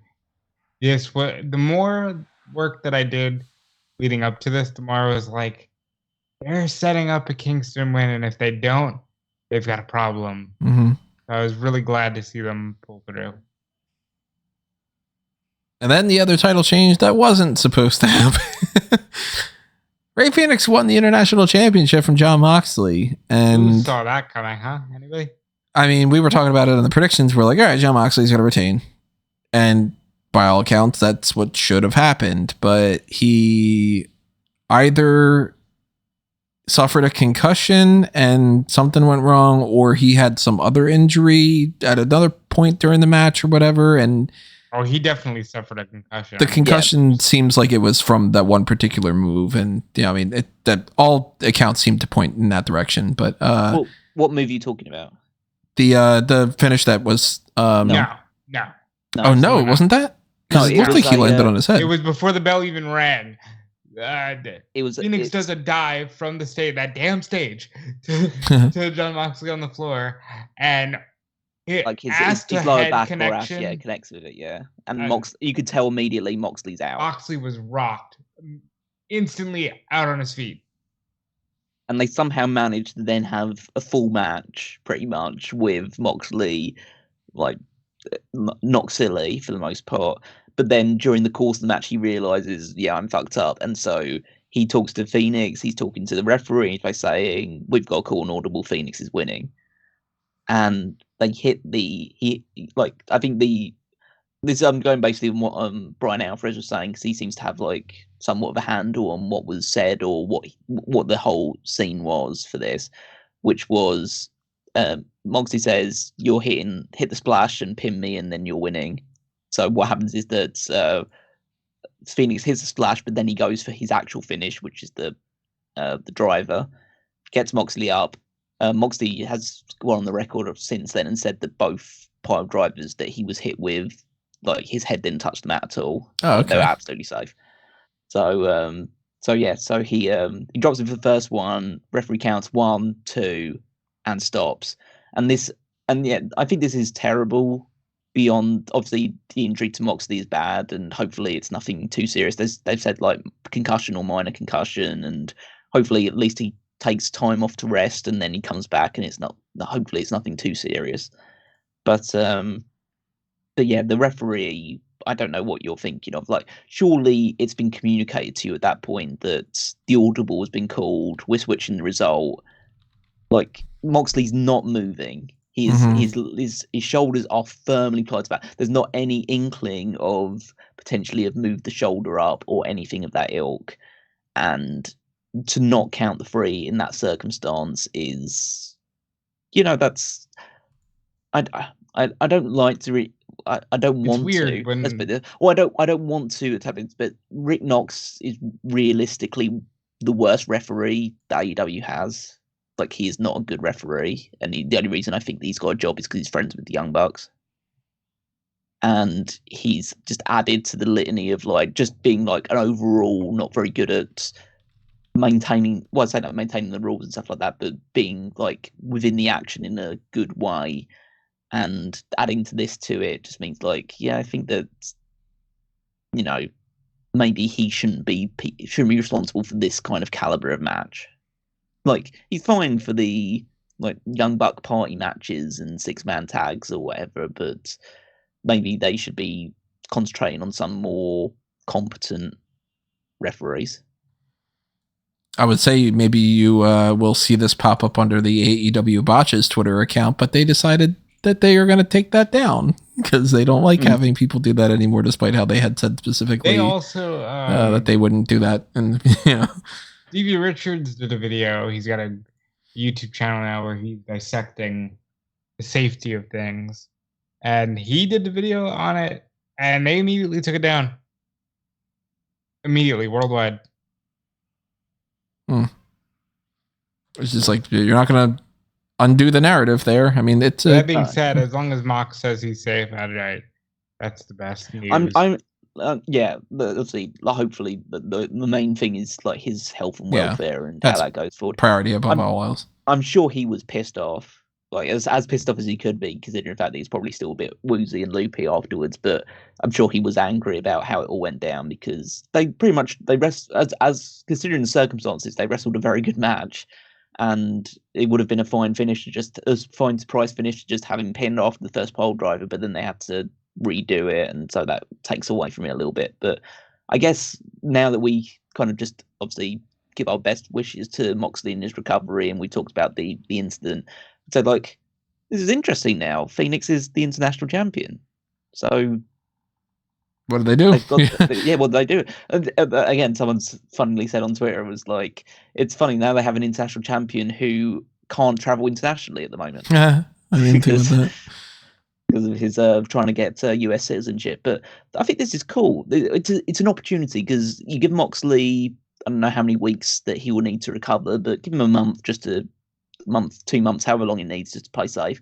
You have Phoenix just have a lot of fun matches with guys on the roster for a few weeks or months, however long it takes, and you build up to the rub match now with Moxley, because Moxley destroyed him in the build up to the Wembley thing, and now Phoenix got pinned from here, and that means you can have some kind of like death match or some other kind of more violent stipulation for the rubber match, have Moxley win the title back, and then you just move on. So I think overall, obviously this isn't the way that things were going to go down, but it could end up being, a net positive for them. Who do you guys think, if they don't give it to Moxley, that they could potentially have as the next champion? It would be interesting if they went with like Pac. If it's healthy, but like if you wanted to go with like the Dissolution of Death triangle, if Pac was healthy and him getting back the title, but Takeshita's the obvious choice. I think Takeshita or Guevara are the obvious choices because their association with the Callis family, that seems like one of the hot angles at the moment. So I think that those two would be very obvious choices if you want to go in a more clear heel direction. Yeah, I like Takeshita. I want to see him wrestle Phoenix, maybe even lose Penta, maybe even lose Penta. I think there's an Orange Cassidy match in there. I can see this one being a lot of fun, but I think overall, Sammy Guevara is probably overdue for some new gold. Maybe, honestly, Jungle or Jack Perry. Depending on what his standing is as well. I mean, he'll come back and it'll be fine. Yeah. I don't say that you would reward him with a title just yet properly, but we'll see. Yeah, I could see a case being made very much so for like a Takeshita to win this. And yeah, I mean, they don't plan on having this be something that was going to be coming out of this, so they are going to try to have to scramble and figure out some other way of getting this done and where they go in the future. And we'll talk about that when it happens. But it's interesting, that's for sure, to be in a position where you're like, oh crap, we have a new champion. What do we do now? And it could just very well be Moxley just wins it back, because they couldn't lose Moxley. Moxley is like the beating heart of that place. Oh, we don't know how long he's going to be out, but hopefully it's not going to be super long. He might finally get his vacation. Yeah, that vacation that didn't happen for like 2.5 years. Yeah. That's true. Forgot about that. It was like, oh, I'm going to be gone in October. Oh, never mind. In October, I'm going to have to be the champion going forward. Yeah. And it happened around October again. So that's good. I think that's it. We have a 3-hour episode of this podcast at this point. Obviously, if there is anything else for us to break down that we are completely skipping and we didn't realize, then leave that in the comments below and we'll try to chime in with some kind of thing like that, or carry it over into next week and get into the hot tags then. As far as the next week plan is for the main event and all, we are going to have those pay-per-views to talk about. So pay-per-view point, post-show, and predictions for both No Mercy on the NXT side and on the AEW Wrestle Dream side of things. More than likely, we're probably going to be recording those Wednesday and Thursday to try to do our usual schedule when it comes to that. So, you got a couple of days here in the meantime to go back and check out the tier lists that we've done in the past few days and the roster and the ones from Marco. Might end up hitting you with a dark cast in the meantime, depending on what our schedules are like. And also, if you are subscribed to that tier, then you will have that dark cast. You got the other ones to check back in the past if you want to go back and listen to them too. And anything else that you see on smark.moment.com that will be popping up will pop up when it pops up. That's kind of how it works. But you should also be checking out fanboysanonymous.com for anything over on the Blue brand. Check out all the movie review type content, the fan tracks, TV show stuff, video games, etc., etc. I mean, eventually I'm probably going to put something up there about that teal mask thing I've been playing with Pokemon Violet. And just talk about like, some of it's fun, some of it's kind of boring. And, we'll see about that. We'll see if there's any more stuff on the Blueprint project side of things. Of course, if you want more for sure of anything on Fanboys Anonymous, you got the Patreon, you got the YouTube channel membership. You should be subscribing to that YouTube channel and doing all that good stuff there, following on Facebook and Twitter, just like you should be following on Facebook and Twitter at SmarkOutMoment. Go to Linktree over at amangotree.com. You will see links to those things and more, including my personal accounts at Tony Mango. Yep, you can follow me everywhere at Dude Police. Check out Fightful. Check out Fightful Select for the latest on all the releases and whatnot. And check out WrestleZone as well, and check out what Callum's got going on. Yep, you can follow me on Twitter at Wigmeister14. Check out the power rankings every Saturday over on smarkatmoment.com. And while you're there, you can also head to www.fantasyleague.com as well as being on Smark at Moment and find the Fantasy League to see how our teams are performing as we get closer and closer to Fastlane, where the teams will get a little bit of an update. Alrighty, everybody. Thank you for tuning in. Thank you for those comments. If you've left them, if you didn't, leave one. That's the point. And we will be seeing you next with either a dark cast in the next few days or the NXT No Mercy predictions. But obviously, if there is anything else that is big, you'll probably find something on Smark at Moment or EWN. Stay tuned. We'll be hitting you with whatever is coming your way when we do. But for now, this has been another Smark Out moment, and we are being counted out.